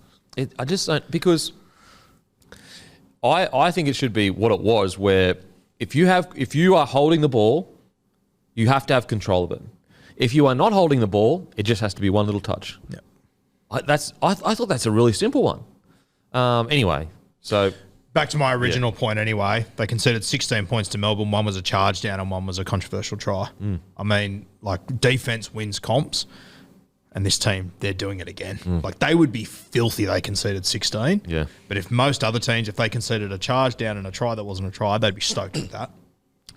Coaches are getting pats on the back for that. Put it this way. If you took out, this coach has been really good because of the squad that he has. So, for example, you look at the Warriors and you go, new squad, new coach, he's a chance for coach of the year. If you took all of that out and you just said, it's a fresh start at the start of the year, everyone's roster is the same, Ivan Cleary has been the best coach in the comp for 3 years in a row. Without a doubt. Look at the players he's lost and look at how he's recovered from them. Look at how they've gone without Nath. Look at all the pressure their players are constantly under. How could he not be? And it's been, not even a debate. Not even a debate. And it's almost like you get this player that, like a Payne Haas situation, where they're so consistent that you almost just go, oh yeah, Payne Haas, of course he runs for 200 metres. Whereas Ivan Cleary is getting in that areas now where it's like, oh yeah, of course the Penrith Panthers are fucking dominating sides sitting on top of the table. If news broke right now that Nathan Cleary's out for the year, I'd still back them to win the comp. I agree. They're still favourites to win the comp without Nathan Cleary. Yeah, and that's taking out arguably the best player in rugby league. Like in clubland for the last 3 years, I think he has been the best. I think he's the best player in rugby league. You put him in any squad, literally any squad, they'd be in the top 8. And I don't think there's any argument that he's the best player in the NRL come finals time. Mate, it's funny now. Like people are, it's just like little whispers, and I probably shouldn't even talk about it because it's such nonsense. But like people are starting to say, "Well, look how good they're going out without Cleary. Is he even as good as?" I've seen it on the internet. I shouldn't have said it. I'm sorry. I shouldn't have said it. I had to say it though. I had to get it out, Guru. I couldn't believe what I was reading. Like the goal, like he could cure fucking every disease we've ever had in the history of mankind. He could turn water into wine. He could do anything. And it would still find a way to be like, nah, Nathan Cleary's not as good as they say he is. On the bright side with Nath, they have a bye this weekend, but I believe that if they didn't, he would just about be ready to play. So I think you'll see him after the bye, which is exciting. Yep.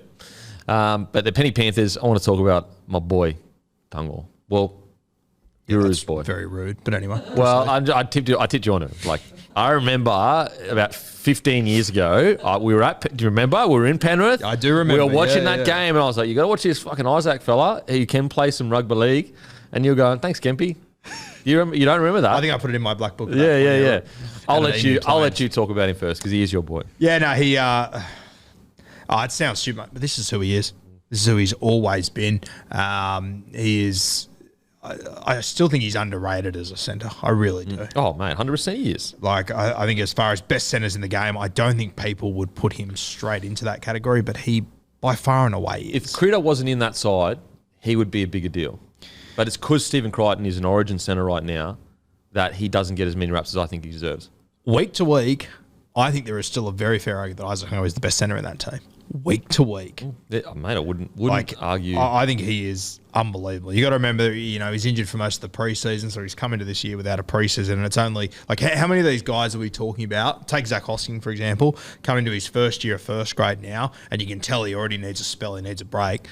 Tungo, ever going to have a break? Mate. Is Ivan Cleary ever going to think, maybe I just need to ease him back minutes or give him a spell? No, he just keeps showing up. They're down 14-0 against Melbourne in Melbourne, and he just goes, sweet, I'll win this for us. Unbelievable. And his strength in contact. I swear, and I thought, it might be like biased here because I'm a big Tungor fan. I honestly felt by the end of the game, they were hesitating in contact with him. Like, it genuinely looked like that. He must just be one, like you look at him and you go, why are you so hard to tackle? But he must just be mission impossible. 13 tackle breaks at centre. At centre. And that with Warbrick, I know Warbrick, wrong technique. Warbrick is 105 kilos, 195 centimetres. Tungor, he is 144 centimetres, 144, Jesus Christ, 184 centimetres and 94 kilos. So I understand that Warbrick got his positioning wrong. Doesn't change the fact that it was huge contact from a massive body. And Warbrick also coming from sevens, which in defensively is all about one-on-one contacts. And he just made him look like nothing. I couldn't believe my eyes. I literally couldn't believe my eyes that like the impact of it, and for Tungor didn't even move. Like he literally just was like didn't move, and then on top of that, it didn't phase him so much. He immediately started running. Like usually when those big they kind of like stop for a second. Yeah. Oh, man, so good. The other beauty about him is, too, and we only see it here and there because Penrith don't probably utilise as much as I think they could, but that little kicking game he's got, and I'm not saying he's like this guy, but it's similar to when Manly used to have Jamie Lyon at right centre, and on last night they could flick it to him and he could just come out with something out of absolutely nothing. He's not at Jamie Lyon's level, but he's got that kick. Like, you watch when he puts in kicks, how often does he get them wrong? Yeah, it's mate. a try for the winger or a forced drop out every time. Well, he's been doing this since he was 16. I would say... And I'd have to sit down and think probably the best short kicking game for a centre in the comp right now. Who else would be in that? Yeah. I'm trying to think, similar-ish to like Wade Graham when he was kicking on the edge there. I know he wasn't centre, he was a wide running forward, but he just gives you this extra option of if you want to put the defence in two minds on a last tackle or even the fourth tackle, you can't drop back as a winger because they might spin it to Tungor, but then he might kick him behind you. Yeah. And sometimes the biggest worry with a centre that can kick is they want to do it too much. He picks his moments perfectly. So good. So fucking good. And wait until he gets Taylor May back next to him, who are like they're on the exact same wavelength. They know exactly what each other are going to do in every single moment. Apparently, Tungor's got a younger brother that's pretty bloody good too. Yes, yeah. What position did he play? I think he's a centre. I haven't seen him, but I've heard that very talented. Out west, what is going on? What is going on out west? Cogger, outstanding. How good has he been for the Panthers? And again, we always talk about, like, we talked about earlier in this podcast, but a player like Cogger at most other clubs, or at least at struggling clubs, would be getting smashed by fans of, like, not the first grade standard, gets put in a good system that can bring the best out of him, and he's doing an outstanding job. Similar with Sean O'Sullivan, bounced around a few clubs, but at the Panthers, come in, he did a job, and he's been pretty good at the Dolphins as well. But I want to talk about my boy. Now, this is my boy. This is my boy. So I don't want to hear no shit about Guru's black book. This is my green book, or fucking brown book. Lindsay Smith. Yeah. How fucking... That flick pass was a joke. That was a joke. He should not have been allowed to do that. He, I think right now, if you're picking their best 17 on grand final day, I think Lindsay Smith is in it.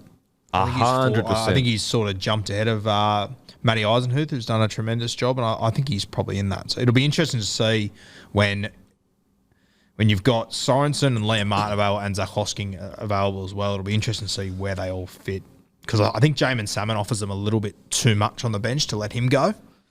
Yeah. So it'll be interesting to see how it all works. I think that last spot probably comes down to Smith or Hosking at the moment. I think they have shown that they will drop Salmon.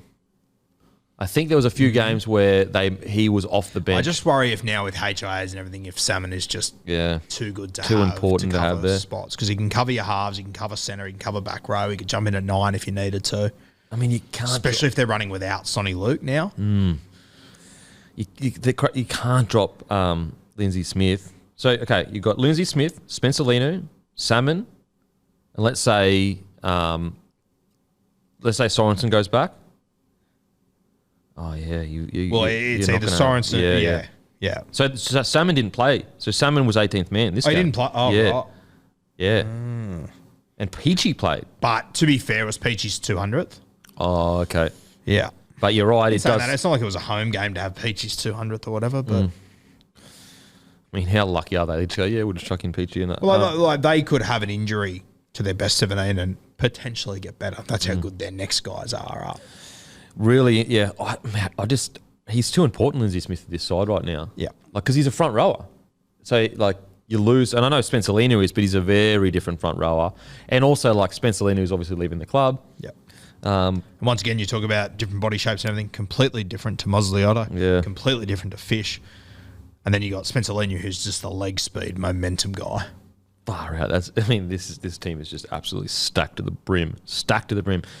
So incredible win. Incredible win from the from the Panthers. They just keep turning up, keep getting the job done. To'o runs for another fucking 211 metres. No one even talks about it because it's To'o.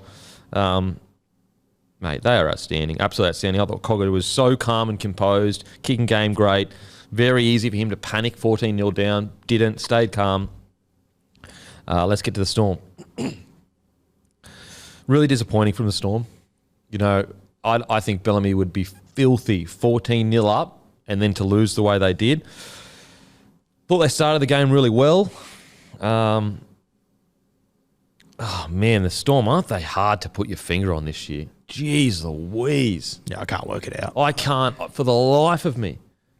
I say that they're probably not premiership threats, and then they come out and fucking towel someone up, and you go, holy shit, premiership threat. And then they get home against Panthers, who are the big dogs, and Panthers do a number on them. And it's just like, I just don't know where they sit. I really don't. I don't know what else to add. I've got no idea who I know they're a top 8 side, but I personally don't think they can win a comp this year. I don't think they've got what it takes in the forward pack at the moment compared to this side, who at the end of the day, that's who you're going to have to beat to win a comp. But then they show me flashes, Kempy, of every 2 or 3 weeks and go, yeah, is that a bad call? Yeah. I don't know. Why couldn't this spine win a comp? It looks like Pappy's going to be back. So I've heard round 22 is the plan. Mate. See, that could be the injection they need. Yeah. As in, not necessarily like the way his performance, but the mental injection of Pappy's back. And I think it's going to... The one thing I worry with Pappy coming back is that when he returned from those head knocks a couple of years ago, it took him a month to find himself. And I imagine that this must have been pretty rattling, what he's been through. Are you serious? But that's the beauty of it. If he returns round 22, finals are 5 weeks away. So you have got an opportunity there. But then what do you do? Move Nick Meaney to the wing? Coates or Warbrick? What do you do? Probably me. I'd consider Meaney in the centres, to be honest. Over Remus? Probably Remus at the moment. He's been struggling a little bit for form. Yeah. I mean, I'm not Great problem to have, but I'm not fully convinced on that call. I'm just saying if there was one guy at the moment that you would. The only thing I like about Remus, I felt like when he wasn't in the team last year, defensively, you really noticed it. Yeah. But that's not like You can't go Olam, can you? I mean, No, I don't think you could let Olam go. Especially when they, like, at the moment they do with Nas, but you don't have that guy on the edge that can really generate Meaney at 14? momentum. Oh, then Grant's got to play you fucking 80. You don't want to do that. But you probably do towards. I think if they're going to win a comp, Grant has to play 80. Yeah, but do you want him playing 80 for the 5 weeks leading into finals? Yeah. Look, mate. Maybe you have Pappy at 14 initially just to ease him back in. I think that's how it will play out. Yeah. But then you still once he is fit and ready to go, assuming he returns the same footballer, which fuck I hope he does. Oh, mate, be one of the great stories if he returns, and just one of the all-time legends of a bloke. So with the Storm, a few weeks ago I said they weren't a premiership threat. I think last week or the week before I said I think they are now. I don't know. I don't know. I've got no idea what to read into the Melbourne Storm. They just are what they are. It's week to week. I know they've got good players, but yeah, I don't know how it goes this year. Okay. Let's go to the next game. Now, let's get into the Broncos chat. But before we do, a couple of store shout-outs. And don't forget, guys, huge promos on Celebrations, Porters, and IJ Plus Liquor. Store shout-outs, Lake Illawarra, Bottle Mart. Shay and the team, Midi and Lager. North Nowra, Bottle Mart. Kevin, Bryce, carrying both Lager and the Midi. Shout out to UC Stars in Canberra, who are getting ready for their Bloke Day, July 15th. It's called, so that's the UC Stars in Canberra, getting ready for their Bloke Day, July 15th. Carrington Cellars, great community bottle shop in Newcastle. Owner Matt is stocking lager and midi and always selling for great prices. Barara Tavern, pouring bloke lager on tap and doing happy hour schooner prices $5.50 between 4 and 6 p.m. Pop down after work, grab some ice cold bloke lager on tap. Waldalba Celebrations, great bottle shop on the Central Coast, always raising bloke lager. Pop down and see Jai and his team and grab some bloke beer. Winston Hills Hotel, very convenient drive-through bottle shop in the Hills area of Sydney, ranging bloke lager and bloke midi and selling for great prices. Also, do not forget beers and footy. Beers, food and footy at Henson Park. What's the date, Matty? The 22nd of July. 22nd of July. It'll be in the show notes where to get tickets. I will be down there. Heaps of other beers will be down there. Heaps of food stores. You get to watch old school game of a Newtown Jets versus Manly. Plus, taste all different beers from different brewers. So make sure to get your tickets. Henson Park. Be there or be square. It'll be in the show notes. And support, like we always talk about the nostalgia of like old school rugby league. Hey, put your money where your mouth is, guys. This is nostalgia as it gets. On the hill, beautiful day, beers are flowing, and food. It does not get much better than that. And my next favourite could be anything he'll play for Newtown that day too. So I might even mention down and have a look. So stay tuned. And look, if you want to get on Guru's level, be at Henson Park on that day to know the vibe that Guru is getting, the frequency that he's on for the could be anything. Now, Broncos defeat the Dolphins 24-16.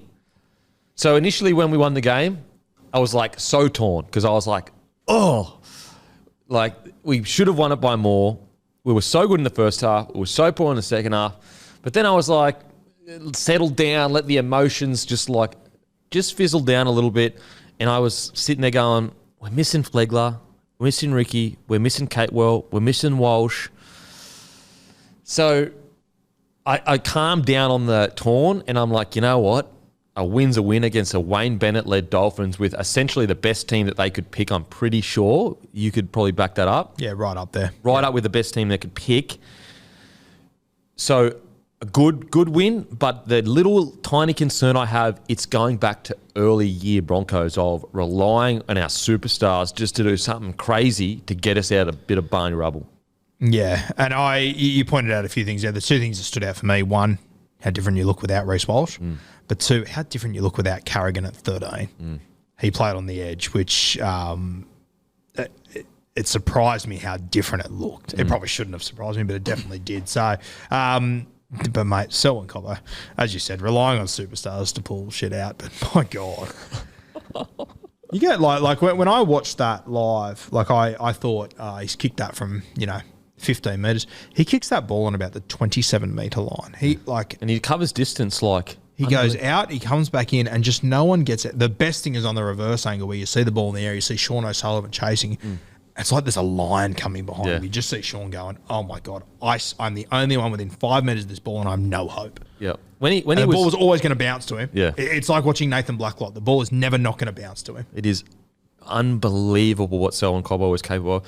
When he was bouncing around the way he did, I was going, kick the fucking ball. Selwyn, let's kick the ball and get them in their in their end and defend our asses off. And Selwyn goes, Kempy, what the fuck do you know about rugby league? What the fuck do any of you know about it? To the pinpoint accuracy of that chip, like your best 7 in the comp probably couldn't do that. And I'm not saying he could do it every single time, but this specific time, like the best kickers in the game. I mean, look, Reynolds struggled with his kicking game that night. We're talking about Adam Reynolds. Selwyn Cobbo does it on a dime, and the speed that he hit, like it was, as you said, it was like a lion. The amount of meters he covered in such a like 4 or 5 steps, just the power in him to score the match winner. You know, one thing that I kind of, after seeing that try, and sometimes with Selwyn, you can get, as a Broncos fan, you can be like, oh, I just wish he would kind of cut the errors out of his game. But then, like, watching the way he plays, part of me is almost like, please don't ever lose that innocent happiness that you have on the rugby league field. Yeah. Like, I get that we want to turn everyone into, like, 0 errors. We want to win matches. I'm always of that ilk. But seeing him do some magic like that, never lose that magic. And as you said, mate, that's the moment where most footballers go, okay, just put this up and under, see what happens, kick it infield. And he just goes, no, I'll back myself here. And you can even see, like, he scored that try, and I think it's probably the most amazing try I've seen so far this year. Even his celebration, like, that's just what he does. Yeah. That wasn't a crazy, unbelievable play for him. You could see it on his face. It's just like, oh, no, that's what I do. Yeah. And I've been doing it in the backyard since I was 5. Yeah. And he was just almost, it was like he was celebrating not because he just did something fucking amazing, more just because he was happy that he's playing footy and he's won, like the game is essentially won. As you said, he won't get it right every time, but more and more with Selwyn, he gets it right when he needs to. He's been getting it much more right. Like, he has definitely rounded out his game really well. But as I said, I felt a bit guilty because I'm like, you know what? That innocence that he's playing with right now, how often do we see young fellas come into first grade and by their 6th year, it's just completely gone? And I get it because, you play high percentage football. I understand all that. But when you're a guy like Selwyn Cobbo, I just don't want him to lose that. Like, even when you look into Origin, sliding across the line, smiling, like, that's when you really think about it. We strip it all away. We get caught up in the nonsense of rugby league. That's really what it's all about. It's a game. It's a sport that we love to play, that we love to enjoy. It's that pure moment of enjoyment on a rugby league field. And I think that's the key word, enjoyment. I think you can look around this competition and see a lot of guys who, I wouldn't say they don't enjoy rugby league, but very few have that almost childish enjoyment of the game that he has. It's so good seemingly to in all moments. And even when, I've said it a million times, so he could make his 8th mistake. He's ready to make his 9th. Yeah. Fuck it, I'll go again. And you can see he makes a mistake. Even then he's not down and out. No. He's just like, this is footy. Yeah. I'm playing footy. Like, I'm just trying to play footy, and I love doing it. So I hope he never loses that because he's just such a joy to watch. Such a joy to watch. So, yeah, as I said, like the Broncos, if you wanted to be hypercritical, you could say, boys, really good first half. Second half, they were a bit more gritty, and we relied on our superstars. But, we have to remember where this team has come from. They've come from one of the most crazy fallout of an 8 we've ever seen in the history of the game, I'm pretty sure. And there were some skeletons also, in the closet of thinking of that last year and going, shit, is this going to happen again? But no, they hung in there and they got the job done. And they deserve raps. They deserve raps for that because the Dolphins are no easy beat. And are you telling me Wayne Bennett wouldn't have had those boys absolutely firing to get ready for the Broncos? Ready to go. Yeah. So I look at it more in a positive light. As I said, immediately I was torn, but I'm more leaning towards positive now. Yeah. I think with the Dolphins, mate, Jeremy Marshall King. There's talk he might be over the season. Yeah, I think he is. Yeah, which doesn't sound good. But I think with Jeremy Marshall King, he is. Every team has like an MVP, a guy that when you remove them, Manly, it's Jake Chavoy. Like everyone says Tom, but I think it's Jake. When you remove him, they look completely different. I think for the Dolphins, I think it's Marshall King. I reckon I'd agree with you. And Hamiso's the star. Yeah, he's the MVP, Marshall King. I agree. And you know what? If you had to say that to me maybe 6 weeks ago, I would have said, "No, I don't know." I mean, he's good. He's playing really good rugby league, but watching them without him, they're just a different side. And that's when you learn who the MVP is, when you watch them without them. And they look completely different. It's crazy how much he brings to this side. And, you know, for a guy that was, like, he was a halfback 2 years ago. Yeah. He's not a hooker that's come through. He was a halfback at Canterbury, made a move to 9 because he couldn't get a run at halfback for Canterbury. Now look at him. He's just, I mean, for me, he would be my straightaway automatic Kiwis 9, without a doubt. Right now, yeah, for sure. Lock her in. I wouldn't even consider it. And Sir Cheese will be off the bench for me. Perfect. And he'd just bring impact. Now, for the Broncos, who else played well? I'm going to talk, I mean, we talk about him every week, but we have to. Payne Haas's efforts were absolutely fucking colossal. Yeah, he's, we say it all the time, but if you don't, like, he just does things that no one's done before and no one's got close to doing. It's unbelievable. This Broncos without Payne Haas would have been fucking beaten handily, I reckon. Yeah. Well, mate, his impact when he came on for his second stint was crazy. A couple of offloads and whatnot. He just set it alight. He's setting a new standard for front row forwards. And you know what? It doesn't even take away from former champion front row forwards because the game has just changed. Yeah. The humans are different. That's the reality of it. 224 metres, 90 post-contact, 10 tackle breaks. He played for 67 minutes. He had 23 runs. He had 3 offloads, 22 tackles, 0 misses, 0 errors. Like, these are out of this dimension, Guru. Not even this world, not even this universe. We're living in Haas's dimension right now. And most people would have read those stats and gone, oh, yeah, it's Payne. Yeah, that's what he does. And he did most of it when he come back on. Like, and I love the fact that he's done this twice now. Actually, I think he did it against the Dolphins last time as well, where how often does a coach go to his front rower on the bench and say, mate, I need you to break the game open for me? Never. Whereas Payne Haas comes back on angry and just goes, I'm changing this game, and literally changes the game. Unbelievable. I will say, negative, huge fan of Smoothie coming to the club, but I'm a bit unsure about Corey Pakes being dropped for Smoothie. I'm not sure whether he's injured, but I thought when Smoothie got on, he just looked a bit out of sorts. Like, he didn't look like he knew, just really disconnected from everything. So, again, it's his first year at the club. It's going to take him time to build these combinations, but I think at the moment they're probably a better side with Corey Pakes in it and give Smoothie a bit more time to develop into the Broncos systems, I think. Yeah, unfortunately, I thought Smoothie took some very poor options the other night in key moments. And as you said, he hasn't played a heap of first grade or whatever, so it will take time, but some of it was he might be injured, Pakes. I don't know, but I couldn't put my finger on what he did wrong. Yeah. It was not broken by any means. No. I'm very surprised. Very surprised. But I think Pakes should be back in that side. Yeah. All right, let's get to anyone else stand out for you? Oh, the little things that were negative that frustrated me. Like, the one concern, or the small concern I have with the Broncos, it seems as though they're getting coached to attack from anywhere. And I love that thought process. I do. But I do think we just need to find a balance. Tristan Salah doing flicks coming out his own end. Tapua offloading, like, literally off the deck. I wish we could find a spot where we go, once we get past their halfway line, so we'll even be more like most of these in their 20. Once we get past halfway line, we can do that. But any time before that, we don't do any of that stuff. Yeah. That's the one thing that I just think we should tweak as a system. And from obviously I'm not a Broncos fan, so it doesn't, like, from a real traditionalist point of view, It's like the old school Broncos, though. Like they might not have the ability, but they're playing with that same sort of. That's what Kevy Walters is. It's exactly what Kevy used to do. Yeah. Yes, exactly right. So part of me loves it. Yeah. But I get where you're coming from, mate. I thought Herbie, he was tremendous as well. Imagine Wayne sitting there going, "Fuck, I am moving my fullback to centre to cover centre. All I need is that guy now." Yeah, because if the Hammer was playing fullback, they probably win that game. Yeah, and I thought Nicarima did really well, but if Hammer's playing fullback, it's probably over. Far out, the Hammer's good. So yeah, that's just. I think I get it. You're right. Like that's how Kevy played, but I just think let's find a middle ground. Let's find a middle ground. And the question at the end of the day is that how you're going to beat Penrith? I don't think so. I don't think it is. I don't think so.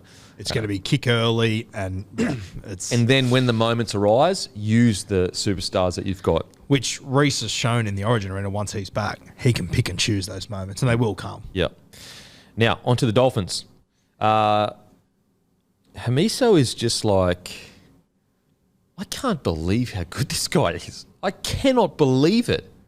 Like, I thought we all knew he had talent. And he was heading down the road of like, will he ever reach this incredible potential that we all think he can reach? Ever since going to the Dolphins, he's gone from a player that could be a really good NRL player to a player that changes games on a dime. Whenever he wants to, he can change a game. He's fit, he's fast, he's strong, he's good in defence. Like his defence is some of the best defence as a centre in the comp. His battle on the weekend was outstanding. I am blown away by the talent of Hamiso. I honestly, at the end of last year, didn't think he'd make it as a first-grade fullback or centre. I thought he was an out-and-out winger because he was fast and he didn't have much else to his game. I'm not sure if I've ever been more wrong about anything ever. It's insane. And, if you looked at his stats, you'd go, quiet game. Go and watch the game and tell me it was quiet. Every time he got the ball, the collective fan base of Broncos were shitting their pants. He just had it. He is just so impressive, and he's getting to the point where you go, I would trust Hamiso in nearly any position in the back line. End of the year when we're picking a Kangaroos side, I think he has to be in it somewhere. What do you got? So you got Val, who'll be fighting for one spot centre.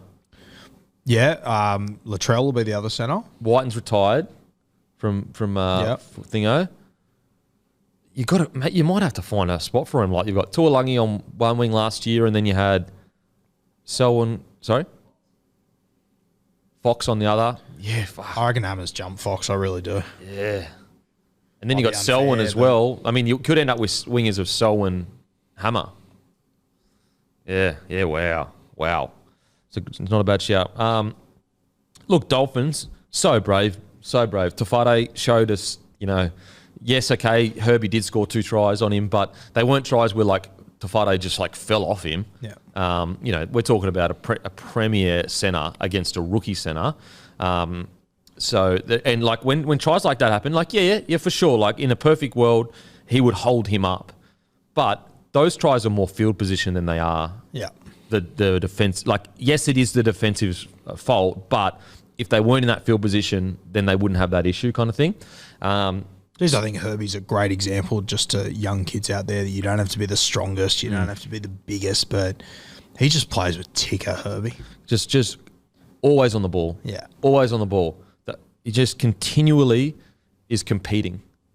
Every single moment of every game, he's competing. I love him as a player. But yeah, Tafade, I can't wait for him to just get another preseason under his belt because he is going to be an absolute problem for defences. He feels like a guy that when he hits game 40, yeah, it's going to be fucking big. A handful. I think that I really hope that he stays injury free over the next couple of years so he can get just match fitness under his belt, get some miles in his legs. Because you got to remember at the end of the day, this is game, I would guess 35 of rugby league for Tafade, not NRL, rugby league in general. So he's very, very in the early stages of his career. And I think the more you see of him, the more you're going to love him. I think the more you see of him off field, I think he's going to become a real cult hero. Yeah. So from a perspective of Dolphins, I thought they were gritty as anything. I thought they were gritty. They played exactly the way. What's crazy is they've got more DNA than a lot of other clubs in the comp right now.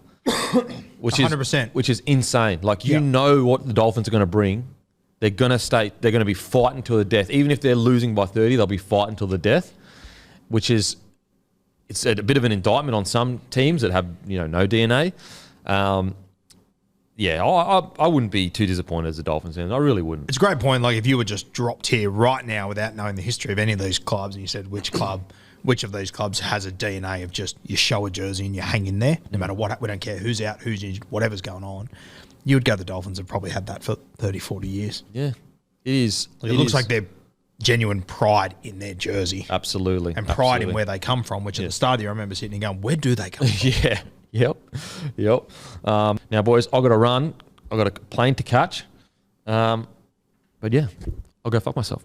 All right, legends, myself and Matty the Waterboy, we're going to take it from here. Kempy obviously had to hit the road. So we've already done the Broncos game. So me and Matty will be covering the last 4 games, which was the Raiders and the Titans, the Cowboys and the West Tigers, the Bulldogs and the Newcastle Knights, and the Seagulls and the Roosters.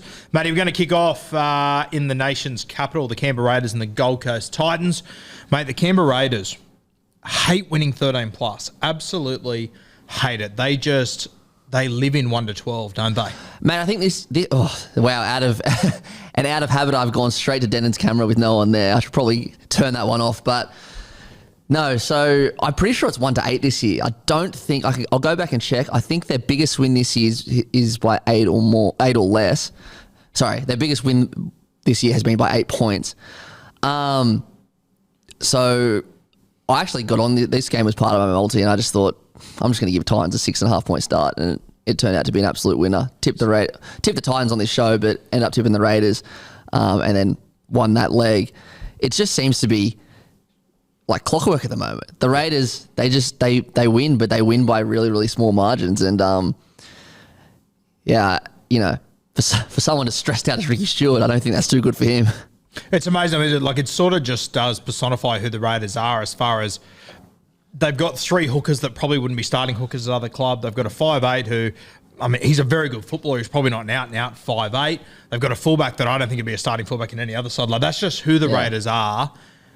They're just comfortable being uncomfortable, and they're happy to play a little bit unorthodox. I sit there every week trying to work out multis and stuff for this team, and I sit there and go, I have no idea where their points come. I know they'll come, but I have no idea where they're going to come from. It sort of just summarises who the Raiders are. For me, mate, obviously Hudson Young, he came up with a huge play in this game. I thought Tapane and Corey Horsburgh, they were massive. Without Josh Papali'i, I thought these two got through so much work. And Horsburgh, we've already spoken about him as far as Origin goes. Great to see him finally in the Queensland Maroon side. But Joe Tapane, to me, Matty, feels like a guy that, because he can't play Origin, it's just hard for him to put that real cream on top of his game.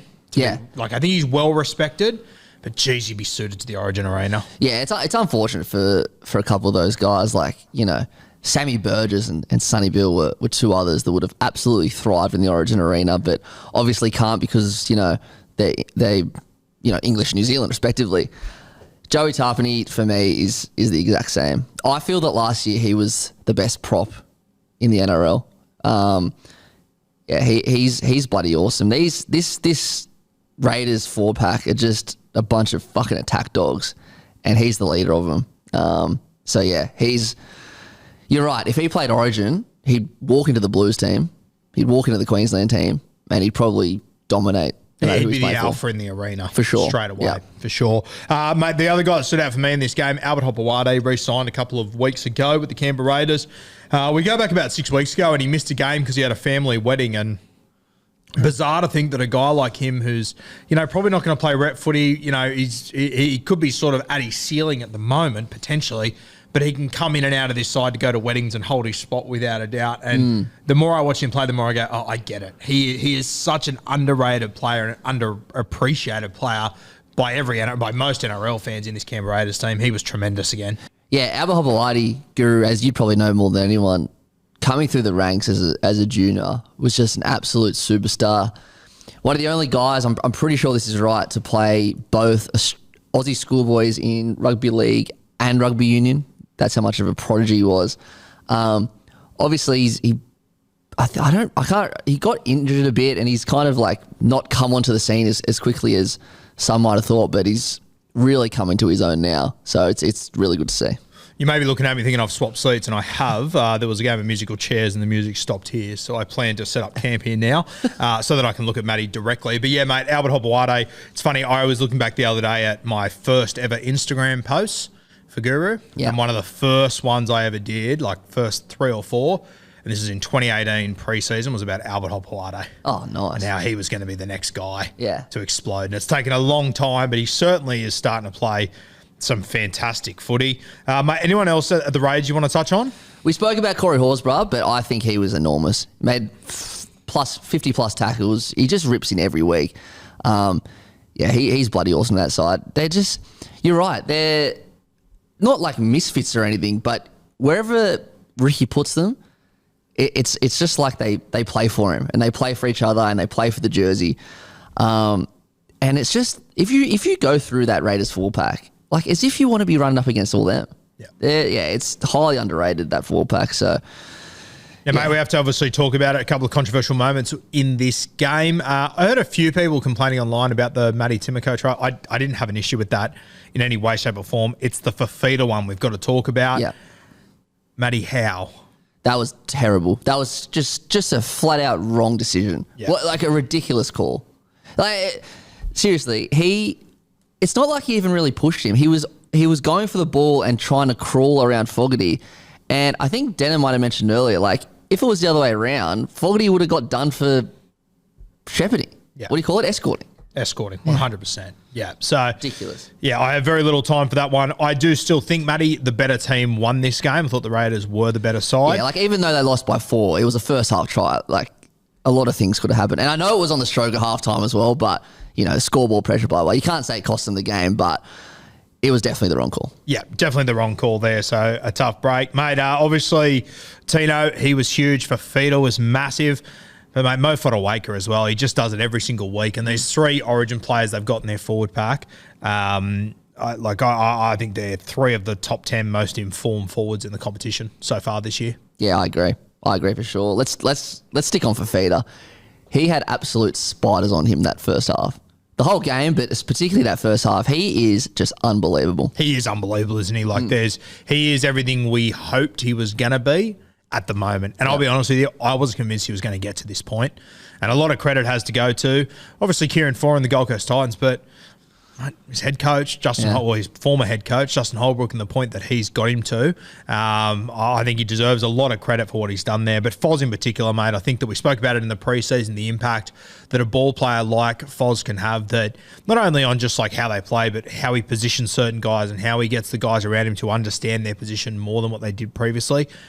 And I think the Fafita, just little things. Like I used to sit there and watch him last year and watch him off ball and go, why are you standing there? Why aren't you getting deep? Why aren't you putting yourself in the right slots? Now I look at him and go, okay, he always knows where he needs to be on the field. And I just think it has changed so much for the Titans. You look at the Panthers over the last few years, they would just shift that ball out, kick out to get a heap of momentum or create something on that edge. Fafita is now playing that role perfectly for them, Matty. Yep, totally agree. I think as well, like, obviously he received so much criticism the last few years because he was on that $1.2 million. And yeah, sure, he had a year or two where he definitely didn't play up to that price tag. But when they bought him, because they bought him and Tino at roughly around the same time, like, he attracted other people to come to the club. And then other people came to the club. They're building a really nice squad. So from that side of things, the $1.2 million was worth it. Now he's taking a pay cut and he's playing like a $1.2 million player. Obviously, a bit of mayo on that, but not a heap of mayo though, mate. Yeah. Like I don't think there's anywhere near. Like I understand why people criticised him in the past, but I think if he was playing this brand of footy for the last 3 years, I don't think we hear anything. No, not at all. Just look at Ben Hunt. When Ben Hunt signed with the Dragons for $1 million, he was the most criticised player in the NRL for 2 years, and then he hit good form again. You actually forget that even happened. Yeah. So, yeah, look, he didn't live up to expectation on the field money-wise, but he brought players to the club. You know, as I said, they're building a nice squad. They're getting Des Hasler there next year. They're probably maybe getting Ben Hunt next year. From that side of things, it worked, and now he's killing it. So, it's been wonderful. Yeah, I think despite a loss here today, and I've stood by it all year, I think the Titans are making a number of very good moves on and off the field. And I personally think the way that they've handled this Brimson and Campbell thing, I didn't think there was a hope in hell they would keep both. Somehow they've managed to, Manny, despite not being able to promise either of them a position realistically. They've managed to keep them there. So it says to me they're building something good on the Gold Coast. I know there's a lot of talk about Fafita and Tino coming off contract and whatnot. I'll be honest with you, I'm not really buying it. I think they've really brought into what's going on at the Gold Coast.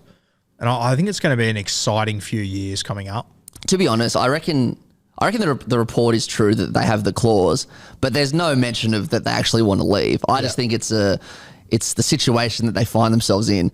And unfortunately for Gold Coast, this happened actually a couple of years ago when they let James Roberts go because someone didn't sign the right contract or something. So they want to be getting onto this quick smart, but just from the outside looking in, the Titans are building something really awesome, and I highly doubt. Look, I've never met either of these two people in my life, David Fafita or Big Tino, but it looks like they're the future leaders of the club, and there's no way, in my opinion, that they'll leave. I reckon they just got to sort it out quickly, just get rid of it, because you don't want this lingering around. Yeah, and mate, I wouldn't even describe them as the future leaders. They're just the ongoing leaders. Well, you're right. They already are. Like, it's incredible when you remember the age that these guys are at and how much control they have over this side, and just the attitude that Tino in particular, because he's been doing it since he arrived. But very, very positive signs for the Titans despite a loss there. Mate, let's move to the 5:30 game on Saturday. The Cowboys 74 over the Tigers. We'll talk about the Cowboys and the good performances there. Obviously, Scott Drinkwater, he was amazing. He's now been included in Freddie's 19-man squad for State of Origin Game 3. So congratulations to Drinky, well deserved. I thought Dearden was unreal. There was a moment there where I think we all sort of sat there and went, has Dearden played his way into a Maroons side here? Do they move Munster to 1? That's how good he was going. The outside backs, I'll tell you, mate, obviously Murray Tuolangi, Val Holmes, incredible. Valeme, I did not think he was first grade standard when he was at the Canberra Raiders. Yeah, he had. I remember he had a couple of absolute shockers where his hands just let him down. I know I was in the same boat as you a little bit, but hey, we've seen wingers have start their careers with a lot of errors. Like look at Michaela Ravalawa from the Dragons. Yeah, like he started his career with so many errors, and I actually thought the same thing. I'm like, this guy's not first grade material, and now he's a really, really, really good winger. And you're right. He's been awesome for the Cowboys in the handful of games that he's played for them. Well, mate, he's keeping Kyle Phelps out, who a club legend, club legend, cult hero. Call him what you want. And when Felt has come in, he's played very, very well. So it's not like when he has had his opportunities to take this spot back, he hasn't performed. He has, and they're still sticking with the young fella. So shout out to him. Can I ask you about the whole Dearden thing? So obviously for Queensland, it's easier straight swap to have Reece Walsh out and have AJ Brimson come in, particularly because AJ Brimson was the 18th man in game 2. So it's fully understandable. But if you're looking at the future, Tommy Dearden's probably going to replace Cherry Evans in a few years. Would it have been smarter to put Munster at fullback, throw Dearden in the halves, who was already been there last year and killed it in the decider? What would you have done? I personally think it tells you a lot about Tom Dearden that they didn't feel a need to do that. I think that they know what they've got there. I think they know that when he comes in, he will do a job. I get where you're coming from, and that was my thought process during the weekend too. I'm not dying on either hill. I can see both sides 100%. I also think that if Dearden didn't have game 3 last year, he came in and showed what he could do, and he's obviously in the game he was impressive. But I would say that those 10 days in camp, Tommy Dearden would have shown them a lot, a heap. To give Billy Slater the confidence to go, no, when his time comes, he'll be okay. Yeah. So I get both sides of the park, but I think it's the most logical way to go here to bring Brimo in. But yeah, planning for the future, I get where you're coming from. But I just, once again, I think it's just a sign of where Tommy Dearden's at and how much faith they have in this guy, which is crazy to think he was the guy, he's now the next Queensland halfback. 18 months ago, he was the halfback that Brisbane didn't want in their 30. Yeah, and he was getting all those memes and all those articles about how he'd lost friggin' 22 games in a row at 7 or something, half of them for the Broncos, half of them for the Cowboys. It might have been 2 years ago. Yeah. Which was, I remember at that point thinking, wow, this is going to ruin his confidence. And, the bloke came in a decider last year and won it and was part of the winning team for Queensland. So obviously it takes a lot for him to ruin his confidence, but you watch him play on the weekend, especially that first half. Look, I know the Tigers were terrible, but didn't look like Joey Johns out there. Yeah, and I think that especially when you go back to that period where people were making memes and whatnot, more so when he was at the Cowboys, I actually had him in my Supercoach draft side, so I watched him very closely, and despite all the shit he was getting, he was making his 20 to 30 tackles, he was hardly missing any, and he was running the football. He just never went away. It wasn't working, but he never went away from what he knew would eventually start to play out. Yeah. And then Chad Townsend arrives. He's able to steer the ship. It opens up Tommy Dearden and allows him just to grow into his role. Still a very young footballer. Still got so much more to offer. But I think Dearden's playing better this year than he was last year. I completely agree. Yeah. But the hype was around last year. Bloody People got excited last year. It'll start to pick up again now for Dearden. And, mate, I go back to a couple of weeks ago when I listened to Phil Gould say that he still thinks the Cowboys can win the comp. And I just sat there and went, what? What on earth is going on there? Yeah, I thought he was mad saying that. And I'm not telling you he's going to win. They're going to win the comp, but geez, they're right back in the conversation out of absolutely nowhere. They're looking like a very fierce football side all of a sudden. Absolutely, they smashed the Rabbitohs last week. They beat the Panthers. I know it was an Origin-affected game. I don't know what happened at the start of the year. Maybe players came back from World Cup and they didn't get the preseason they needed, or. Maybe they rested on their laurels a bit after last year. Who knows what happened? But after what we saw last year, they don't just become bad footballers. So I guess it's in hindsight, I guess it's not too surprising. But I'm with you, Guru. I had them out of the 8 maybe 6 weeks ago, 100%. I'll tell you what I think is really interesting, and we spoke about it on Bloke here a few weeks ago, and it was Kempy that brought it up, and I'd be very keen to talk to him about it. He said, I think they need to just go away and have some fun. And I remember when he said that, I sort of thought, yeah, okay, sure. But and now, and I don't know if it's because I'm focusing on it or not, but I look at their social medias and I look at the way they're playing and try celebrations. And Toddy Payton walking into the change room last week with the T-shirt of just his heads. And I see the reaction of the boys. I'm going, fuck, did they maybe come into this season a little bit too uptight and serious? And now they've sort of loosened up and has allowed them to play footy, which sort of suits the style of a lot of guys they have in their team. I'd love to know, I'd love to be a fly on the wall in those change rooms to work out if maybe they have loosened the chain a little bit, if maybe the guys going away from Origin and just having a change of environment and everything. I'm not sure what it is, but I said on, I think it was Beers and Break Evens the other day, that it's wild that an Origin series, normally it's the worst thing for a club team. But I think for the Cowboys, it's been the best thing. Yeah. I think it's just reminded a few guys just how good they are, given them a different environment. They've been able to take that back to the Cows. Think back a couple of weeks ago, the week before they went into Origin camp was the week that the Tigers beat them by 60. Val Holmes had the worst game of his career. Val Holmes has been on fire ever since then. And I just think that Origin camp, and I reckon Todd Payton took the rest of the group and just loosened the chain a little bit. And, geez, they're an entertaining side to watch, Matty. Oh, they're you said go back and have some fun. Well, they had fun against the Tigers, and it was fun to watch. Unless you're a Tigers fan, it was so fun to watch because they just toyed with them, and everyone's kind of best attributes all came out. It was awesome to watch in that sense. Obviously, not so awesome in another sense, but yeah, they're sitting ninth now. The Cowboys, pretty confident they'll make the finals this year. Yeah, let's get to the other sense, mate. Yep. The West Tigers. Yep. 0 on the scoreboard, conceded 74. Let me just run through some numbers. Yeah. Third biggest margin ever, and 1 and 2 were both in 1935. So in the NRL era, it's the biggest margin. This is the big one, I reckon.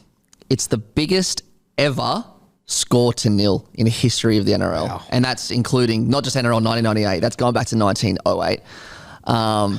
74-0. And this is probably not as impressive, quite obvious, but it's also the biggest turnaround in 1 year when it comes to two teams playing 66 to whatever up against 74-0.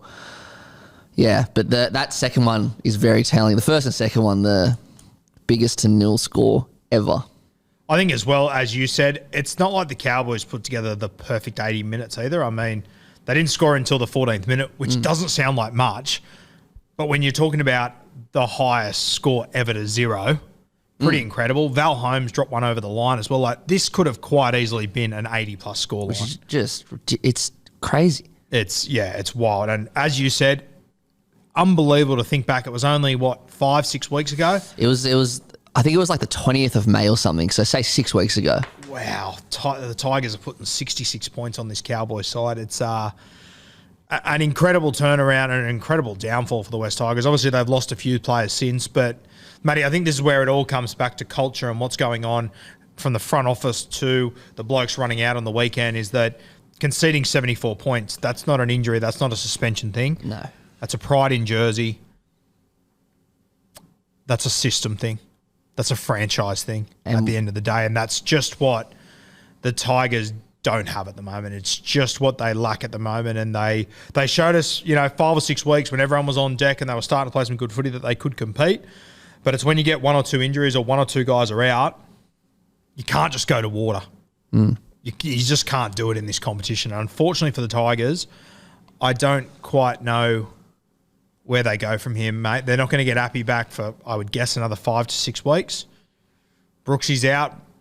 Brooksy's leaving too. I mean, I'm sure they will play Brooksy towards the end of the year because they've got no other options. But I don't think there's anything I could do on a team selection panel that could fix this team next week, and that's what makes it really hard. And as you said, this isn't a problem with the 17. This isn't a problem. This is a club-wide problem from the top down. I don't have the numbers in front of me, but like, this isn't the first Tigers team, for example. Like, they've cycled through coaches like nothing else, right?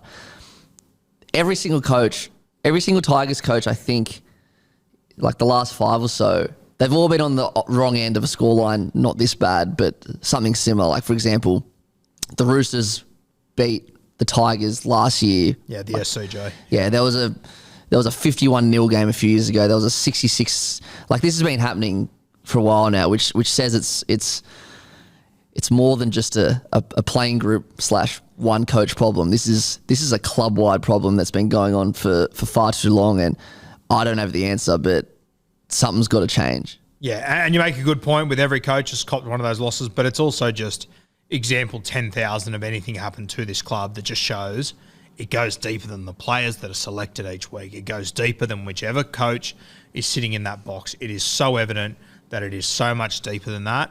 And this is where the Tigers are in a tough spot now, where obviously they've got Benji lined up.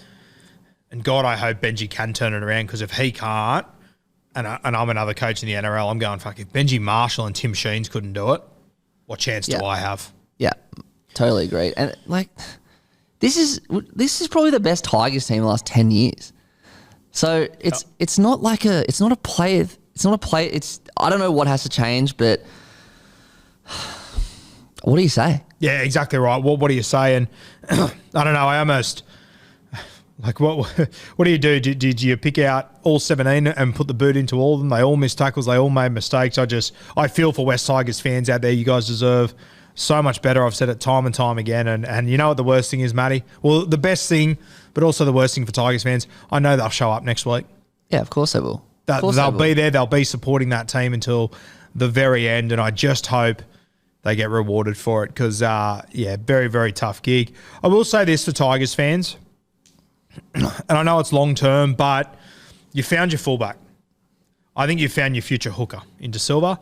If you can manage to get your paws on Latu Fainu, all of a sudden you have got a young spine that you can build around. Yeah. Keeping them is your biggest challenge by far and away, but there is a little bit of light at the end of the tunnel that I genuinely think you've potentially got a superstar fullback. I think you've got a hooker that can be a proper star, and I'm hoping that Latu signs there for the sake of the West Tigers, because I think then you've got a proper ball player you can build around.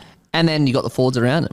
Like, You've got the pack. The pack's there. The pack's there. There's no, there's nothing you could, there's better players you could add to that pack, but there's no holes in it. No. It's a good pack. Yeah. So it's, tough time for the West Tigers. The thing now, and this is a cop-out, I know, and Tigers fans, I know that you don't want to hear this because it's happened far too often, but it's just about putting in a good performance next week against the Sharks now. Yep. Like that's I know it's the first game of the round as well. It's Thursday night. They just got to show up. Imagine being the Tigers and watching Freddie not name Nico Hines either. Going, fuck, could that have just been a little reprieve for us? The Sharks are not missing a single play at Origin, are they? I don't think so. One. No, I don't think so. They will be just about full strength. I think Dale Finucane's got a suspension. Finucane's suspended. Outside of that, Toby Rudolph will come back in, so they'll be good as gold. Yeah, not ideal for the West Tigers there. Very tough situation.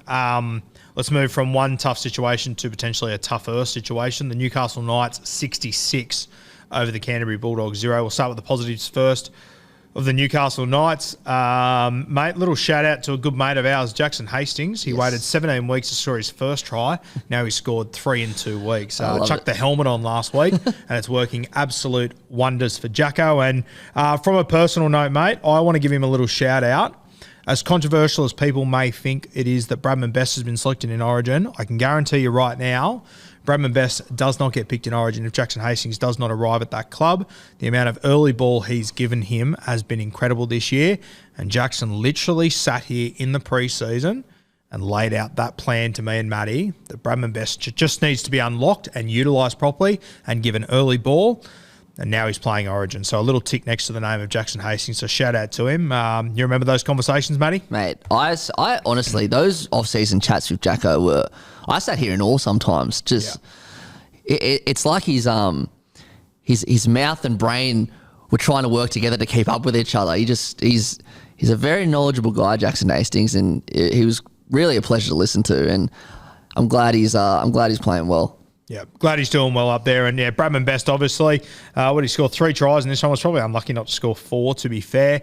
As we said earlier in the show, been full of so much potential for so long. And it is fantastic for Bradman Best, who's had one of the worst injury runs I think I've ever seen. And, you know, people see the injury run in first grade and go, geez, he's had it tough. It started when he was 15. I had him on the podcast about 4 years ago now, a long time ago now, I think about it, and talking to him about his journey. And it's just the amount of injuries he's had to overcome since being a teenager, Matty, has just been incredible. So shout out to Bradman. If I'm honest, I probably wouldn't have picked him at centre. But, fuck, I hope he absolutely kills it and he can really make a name for himself next Wednesday.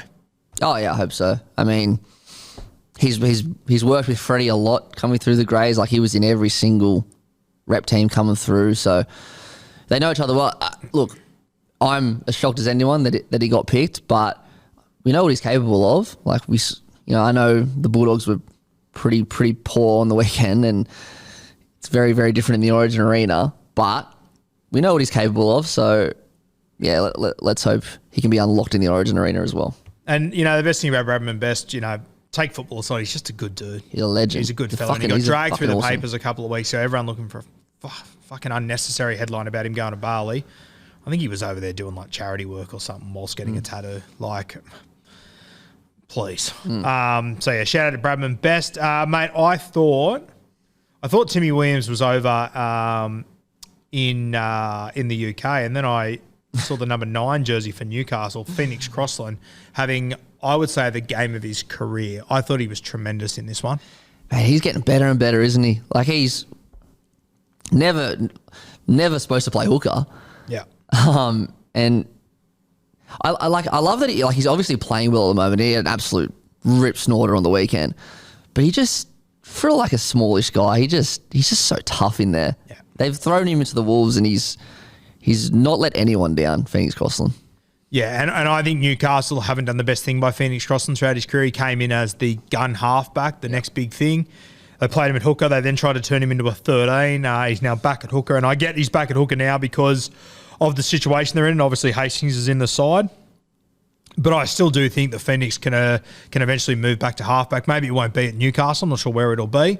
But I do probably think that halfback is still his spot, to be honest with you. But doing very well. I agree. And them getting rid of Randall is still extremely questionable. Oh, when you know that Jaden Brayley's a little susceptible to injury, it was real head scratcher, that one. And I think their recruitment of hookers underneath that hasn't been fantastic either. The guys that they've had over the last 2 years or so never really made sense to me. Mate, a guy I want to give a shout out to is Lockie Fitzgibbon. There's been a number of times where I've questioned his spot in this football team. There's been a number of times where I've sort of wondered, why is he there? But, mate, I thought yesterday was probably the best game I've seen him play as well. Scored a try, set up another 2, I think it was. He was everywhere, Lockie Fitzgibbon. Yeah, 3 line break assists. Wow. Which is, man, he's one of those guys. He absolutely burst onto the scene and just had that combination with Ponga, which looked unstoppable. Then he kind of like went away for a bit. Well, didn't go away, but like, hit that form, kind of lulled a bit. But yeah, it's good to see him playing well. He was awesome yesterday. Another one that I've had 2 conversations with him ever, but from his interactions and stuff that I've seen of him, looks like a champion bloke as well, Fitzy. Yeah. I don't know if I've ever met him, but yeah. I love the little stab that Jacko had at him after the game. He said, he goes, Fitzgibbon's walking around calling himself Craig. I saw that. That's so fucking good. awesome. Unreal. Mate, anyone else from the Newcastle game that you want to touch on? I know it's a 66-point victory, so everyone played a good game. Is there anyone else that stood out in particular for you? I mean, the obvious one's Ponga. Jesus Christ. Yeah, he just absolutely killed it once again. Could be in the top 5 fullback performances of the year and still doesn't make our team of the week because of Scotty Drinkwater. Kicked 11 goals as well. He was just having one of those days, KP. And there's not many players in the comp. Like, I know that, again, he was unstoppable the first few years of his career. Then he's kind of in and out with concussion, blah, blah, blah. But when he's on, he's one of the most beautiful players to watch. Yeah. It's awesome. And you love to see it. Yeah. 2 line breaks, 3 line break assists, 3 try assists. Incredible stuff from KP. He was everywhere, and he never looked like missing with the boot either. Obviously, they scored the vast majority of their tries down the left edge. He's a left foot kicker, so it was on his bad side as well. And he was just never missing them. He was incredible, KP. Just on the back line, Ponga, 9 tackle breaks. Dom Young, 6 tackle breaks. Bradman Best, 7 tackle breaks. Greg Marzu, 15 tackle breaks. Yeah. Unstoppable.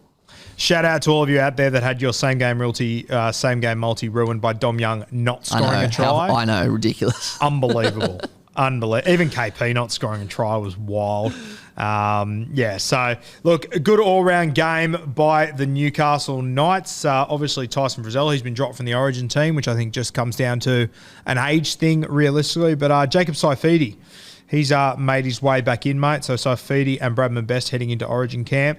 Both have taken me by surprise, but congratulations to him going back to the Origin arena for Jacob. Yeah, Saifidi came into the Origin team last year, and he was bloody awesome. I think we did the off-season show a couple of weeks ago. His brother Daniel, I reckon he hasn't had a bad Origin game himself, so I'm not too surprised Saifidi's come in, I guess. But yeah, good on him. Congratulations to him. All right, let's move to the Canterbury Bulldogs, mate. Very similar to the West Tigers. I don't know how much to say here, to be honest with you. I think Kempy mentioned it earlier in the show, but Rajah being taken from the field after 38 minutes. Yeah. I just don't understand the thought process here that now they've gone through Oluwapu and Rajah and hooked them both at different points. I just think that can be so damaging to young players when, I'm sorry, it's nothing that's happened here is those 2 faults. No. I think, and I don't know. I'd love to hear the real story. Obviously, Cam Serraldo's come to the club, very highly touted as a future NRL coach, a future very good NRL coach. I'll be honest, Matty, at the moment, I do have my question marks from some things I've seen. I know he's in a tough spot, but there are some decisions that he's made and things that he's done that, to me, don't quite make sense. Maybe they'll come to fruition later, but I'm not sure at the moment.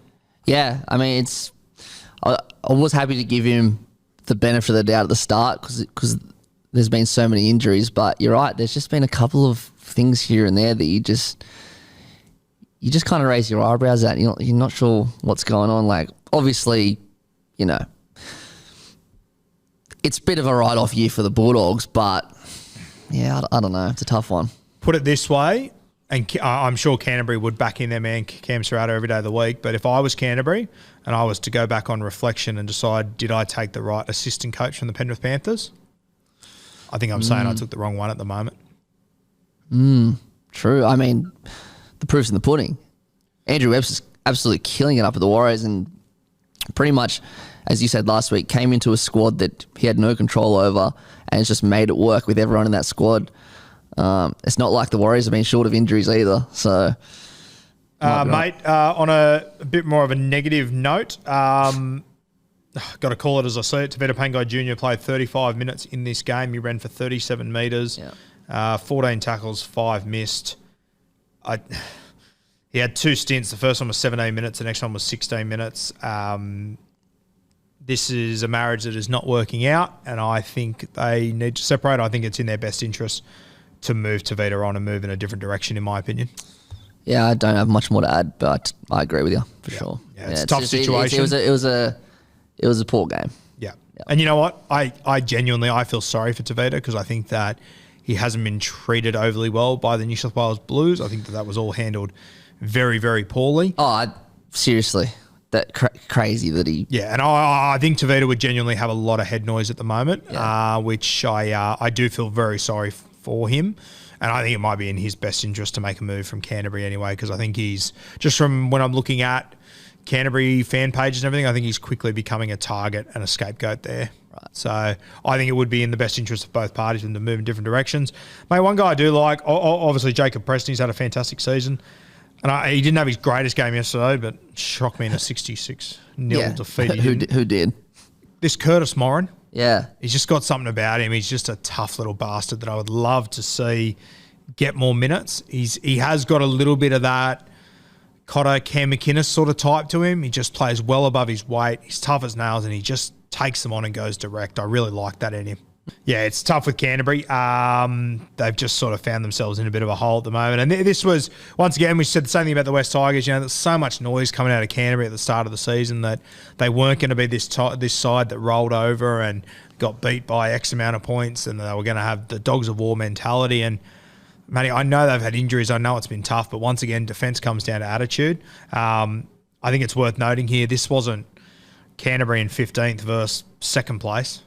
This was 15th versus 13th. Yeah, and obviously, it's probably not fair to compare the two absolute floggings on the weekend, but I back the Cowboys to beat the Knights by a good margin at this point. Yeah. So it was almost worse, to be honest, than when it comes to quality of opposition. I think so, mate. Yeah. So getting very ugly in Canterbury. I think Timmy's been saying it for a while that Paul Alamotti, not sure if he's ready for first grade at this point. And I think after the game on the weekend, I probably would give Paul a little bit of a spell just to let him regroup. Mate, you have a look at their missed tackles. I mean, we spoke about the Warriors earlier. They had they lost 28 points to 6. They had a grand total of, I think it was 6 players that missed tackles.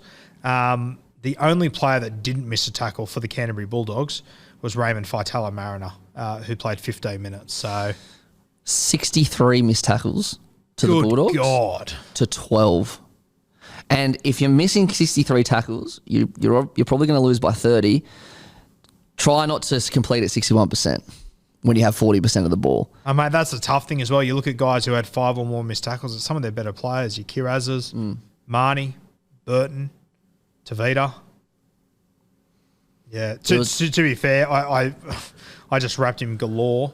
Curtis Morin missed 7 tackles there. Ockenball 6. I think there has to be a change with Jaden Ockenball. I just don't think that can work on the edge any longer. Yeah, I don't know who their options are. Yeah, if you're going to play him on the edge, I'd probably give him a bit more time in reserve grade. I don't know.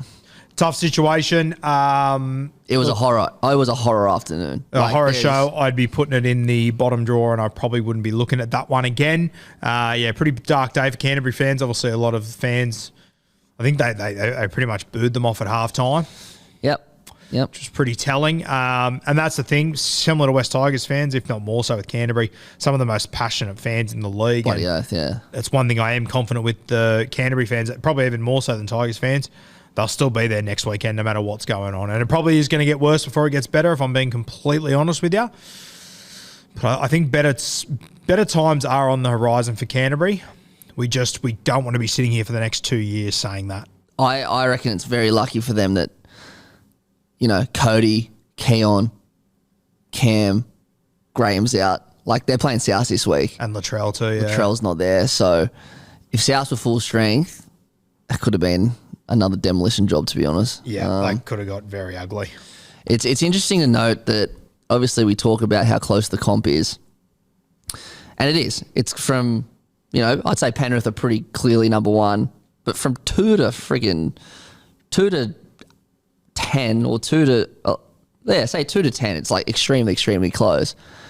But that obviously doesn't mean that, everyone's close. And unfortunately, the bottom 3 teams just got absolutely demolished on the weekend.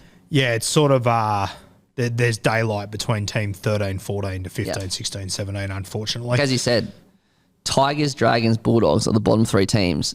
The next bottom team's Newcastle, and they're the team that put on 66 points. So yeah, if you're a Supercoach player, we'll be talking on Beers and Break-Evens this week about, do you start to build your team around focusing on guys that play those bottom 3 teams the most in the run home, which is pretty scary because you could see more and more scorelines like this.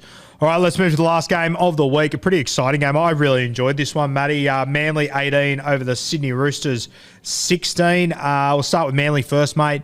DCE. Tom and Eddie keep making jokes about how he's not getting younger. I'm not convinced he isn't getting younger at times. The way that he's playing his footy, and I feel like I've been talking about DCE like he's got 1 year to go in his career for the last 3 years. Mate, he could be playing Origin in 2 years the way he's going, let alone first grade.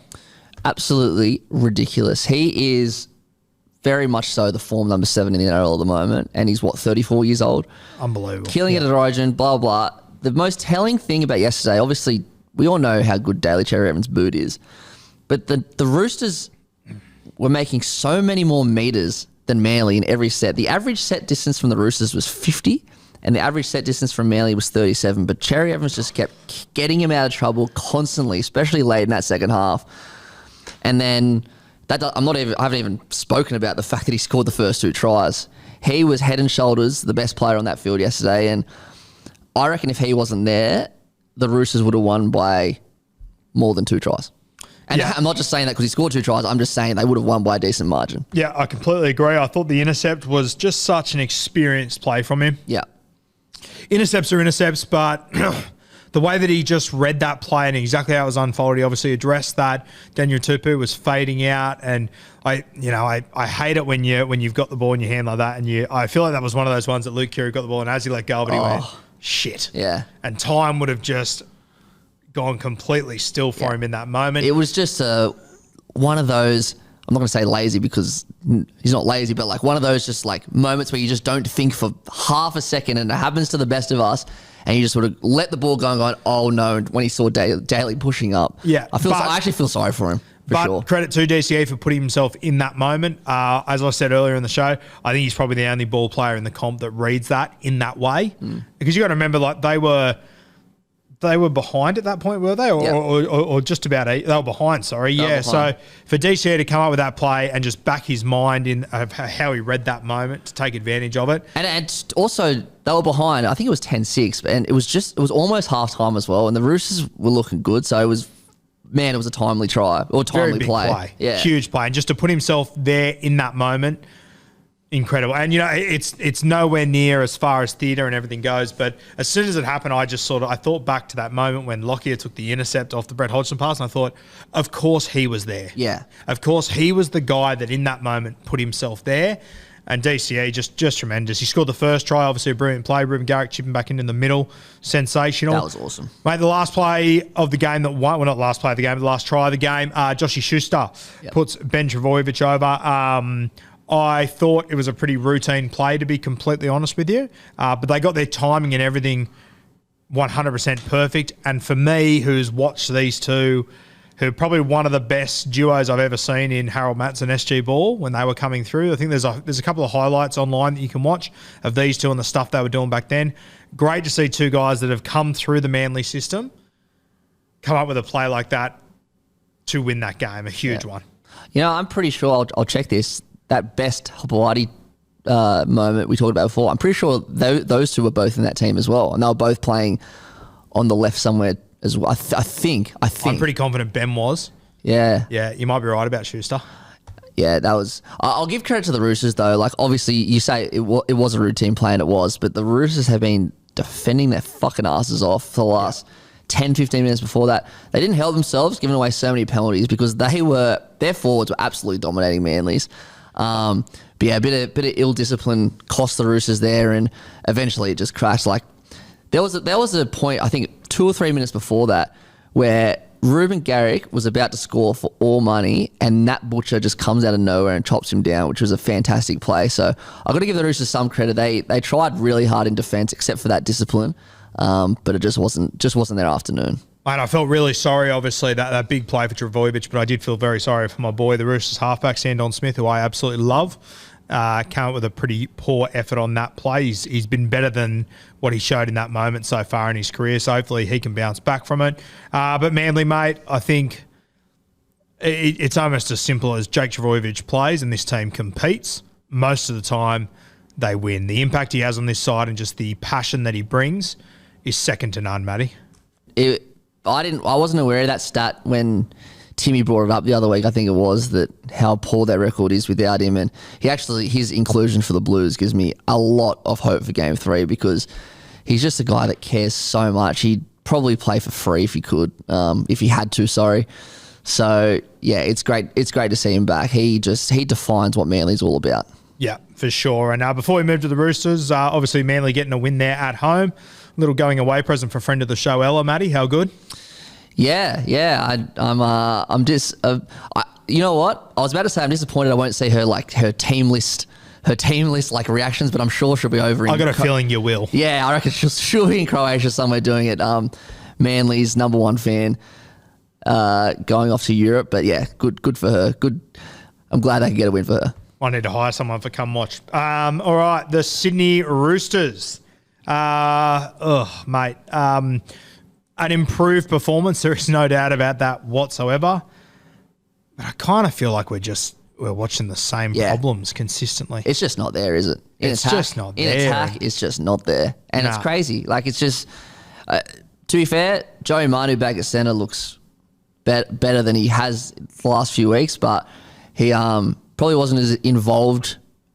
Like, he was good, but he wasn't as involved as he was the last week against Canberra. But, mate, unless it's early ball to Manu, this team, they don't look like firing a shot at the moment. Yeah, you're right. He looks like pretty much their only threat right now, which is... He is their only threat at the moment, and he was the only thing that really kept them in this game. Teddy obviously scored a try off a great Egan Butcher offload. There was some really good footy, but Teddy, mate, I'm just seeing the same problems. He just doesn't... And the moment that summed it up for me was the back end of this game. Corey Allen makes a break down the left-hand side. Manly's left, so the Roosters right. It was completely shot out there. The ball had to get out there. Teddy got the ball one off the ruck and tried to jam back in between the markers, and I was just sitting there going, oh, and then he bounced out of it through a crappy offload that hit the ground. Radley had to pick it up and flick it, and they just lost all their momentum from that play. And that was a moment where I just thought over the last few weeks, that would have been a moment that Teddy would have gone, okay, the space is there, the ball needs to get there. Yeah. Instead, he jammed off his right foot and just went straight to the markers, and it gave Manly time to gather their momentum again. And I found that super frustrating. It goes out to the right, it comes back to the left. And then on the last play, I don't know where Teddy was, and Luke Keary was standing on the short side not saying anything, and the ball ended up in the hands of Sandon Smith. You're down by 2 points. You got an opportunity to win it. How does the football end up in the hands of a halfback that's played 3 games of first grade? Yeah, it was not a good set. In fact... If anything sums up their season, it perfectly summed up their season. That last set of 6 was atrocious. Yeah. And I obviously Sandon Smith, he made a poor decision at the end to kick, and you saw Joey Manu just standing there going, what is going on? Just give me the ball. But that's where Keary and Teddy have to step up and take ownership of that football team. But that's the thing. We've seen them do it for years and years and years. It's really puzzling to see what's going on there at the moment. You watch that last play again and just keep an eye on Luke Keary. He's hovering down the short side and behind the play. The ball, it was almost like he didn't want the ball in his hands in that moment, which I think is a really, really worrying sign. Yeah. Oh, what do you say? Yeah, mate. What do you say? So close, but they're still just so far away from putting it together. It's wild. Hard to get a read on the Chooks at the moment, and if it is going to turn around, I keep saying it is going to turn around.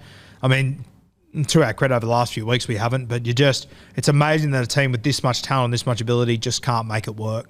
It's so confusing. And every week you just think it's going to happen this week. This will be the week. It's going to happen this week. But then you really watch them closely and they're just not offering anything with the ball. Yeah. And it's been that way for the whole year. Mate, on the bye this week was Parramatta, so not much to touch on there. Obviously, Hopgood's been named in Queensland's squad, which is fantastic to see. Gutho's been recalled for the New South Wales side. We spoke about all this before, but, mate, the big one we sort of skipped over because we got it live and there was just so much happening on that team list. Junior Paulo. Yeah, so basically, as you guys know, we read the team out loud and we got all our reactions, and then Denon had to bounce, and it was kind of all happening, and it's pretty easy to skip some stuff, but then Guru and I walked out and went and got a coffee and realised, and as we realised, Denon called me and was like, Junior Paulo's out. And then, so we missed it there. We apologise. We'll talk about it now. Initial thoughts. Junior Paulo being, because it doesn't look like he's injured. It looks like he's just been dropped. I feel like Freddie's trying to solve a problem we don't have there. I don't understand. Would you read it as he's been dropped for Jacob Saifidi? Well, no. I guess you could argue Stefano's been dropped for him, but I don't. No, I think he's been dropped for Campbell Gillard because. Yeah, RCG, fair. Yeah. But I think Jake Travojevic had to be rushed into this side no matter what. No questions asked. He had to be there. But I'm not sure if RCG did. And if he did have to be rushed in there, I think it should have been for Stefano, not for Junior. Well, the way I see it, and I know it's easy to forget because the Blues got pumped in game 2, but for me, the forwards were pretty even in that game. Like, it's just that we couldn't score points. But as far as field position and possession shit, like, the Blues forwards were pretty good. So and as well, Junior's been on the bench for like most of his Origin career. He started in 5 of them. He's been on the bench in 6, and they've like all been like here or there. Like, I think he should have started game 1 first of all. He started game 2, and I thought the forwards were good. So I'm extremely surprised that he's not in this team. Really, really, really surprised. And I would have started him as well. He would be my starting front rower in game. Him and Jake Travojevic would have been my starting props. And mate, this is the big thing that I worry about now. I feel like today I am further away from guessing the Blues game 1 team for next year than I ever have been.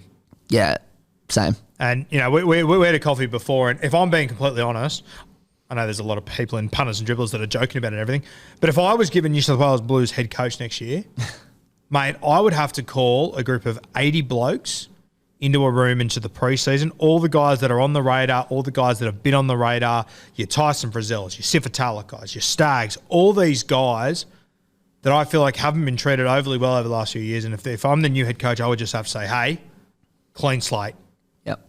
We are starting again. I don't care what has happened in the past. I don't care how poorly you've been used, what position you've been put at. I don't care. We're starting again.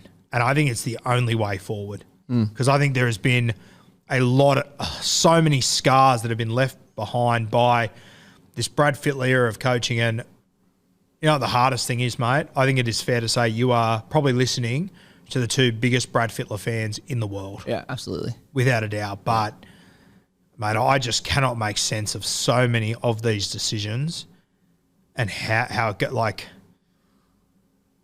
we've already spoken about it, but like how on earth we came to the decision. It's game 3 of dead rubber. Cody Walker's our guy. But Nico Hines isn't in the squad. Matt Burton isn't in the squad. It's blown me away, Matty. Oh, yeah, I wonder how Nico's feeling at the moment. Give you the hot tip how Nico's feeling. Yeah, and I know I said it earlier. Like, I'm so stoked for Cody Walker. I'm his biggest fan, biggest South fan, whatever. But pick him in game 2. You know what I mean? Yeah. You've got the informed player, one of the informed players in the competition. Series was on the line and you didn't want him. But game 3, you want to pick him. You had a dead rubber 2 years ago, you didn't want him. But now you want him. I don't know, mate. It just doesn't make any sense to me whatsoever. And Nico Hines is obviously going to play a role in the future. He was your second choice halfback 6 weeks ago. Now he's not in your top 5 halves options. I just cannot make sense of it. All right, guys. Matty, will that wrap us up? Let's quickly do our tips. I'll get Denon's on Friday or on Thursday or Friday. I'll read them out to you. So this is brought to you by Sportsbet. Try July. Can't wait to see the celebrations this week. So keep your eye out for that. Tigers $7. Sharkies $1.10. I will swallow the $1.10 and find myself a couple of anytime try scorers there, a couple of pad tries to be eaten up there. Couple of pad tries. I'll go the Sharkies. St George, $3.30. Canberra Raiders, $1.34. Got to take the Raiders in this one. Yep, I'm with you. Para Warriors, Para $2.33 because they're without Mitchy Moses. They're without Campbell Gillard. Junior Paulo is back. New Zealand Gutho Warriors out as well now. Gutho's out. New Zealand Warriors, $1.61.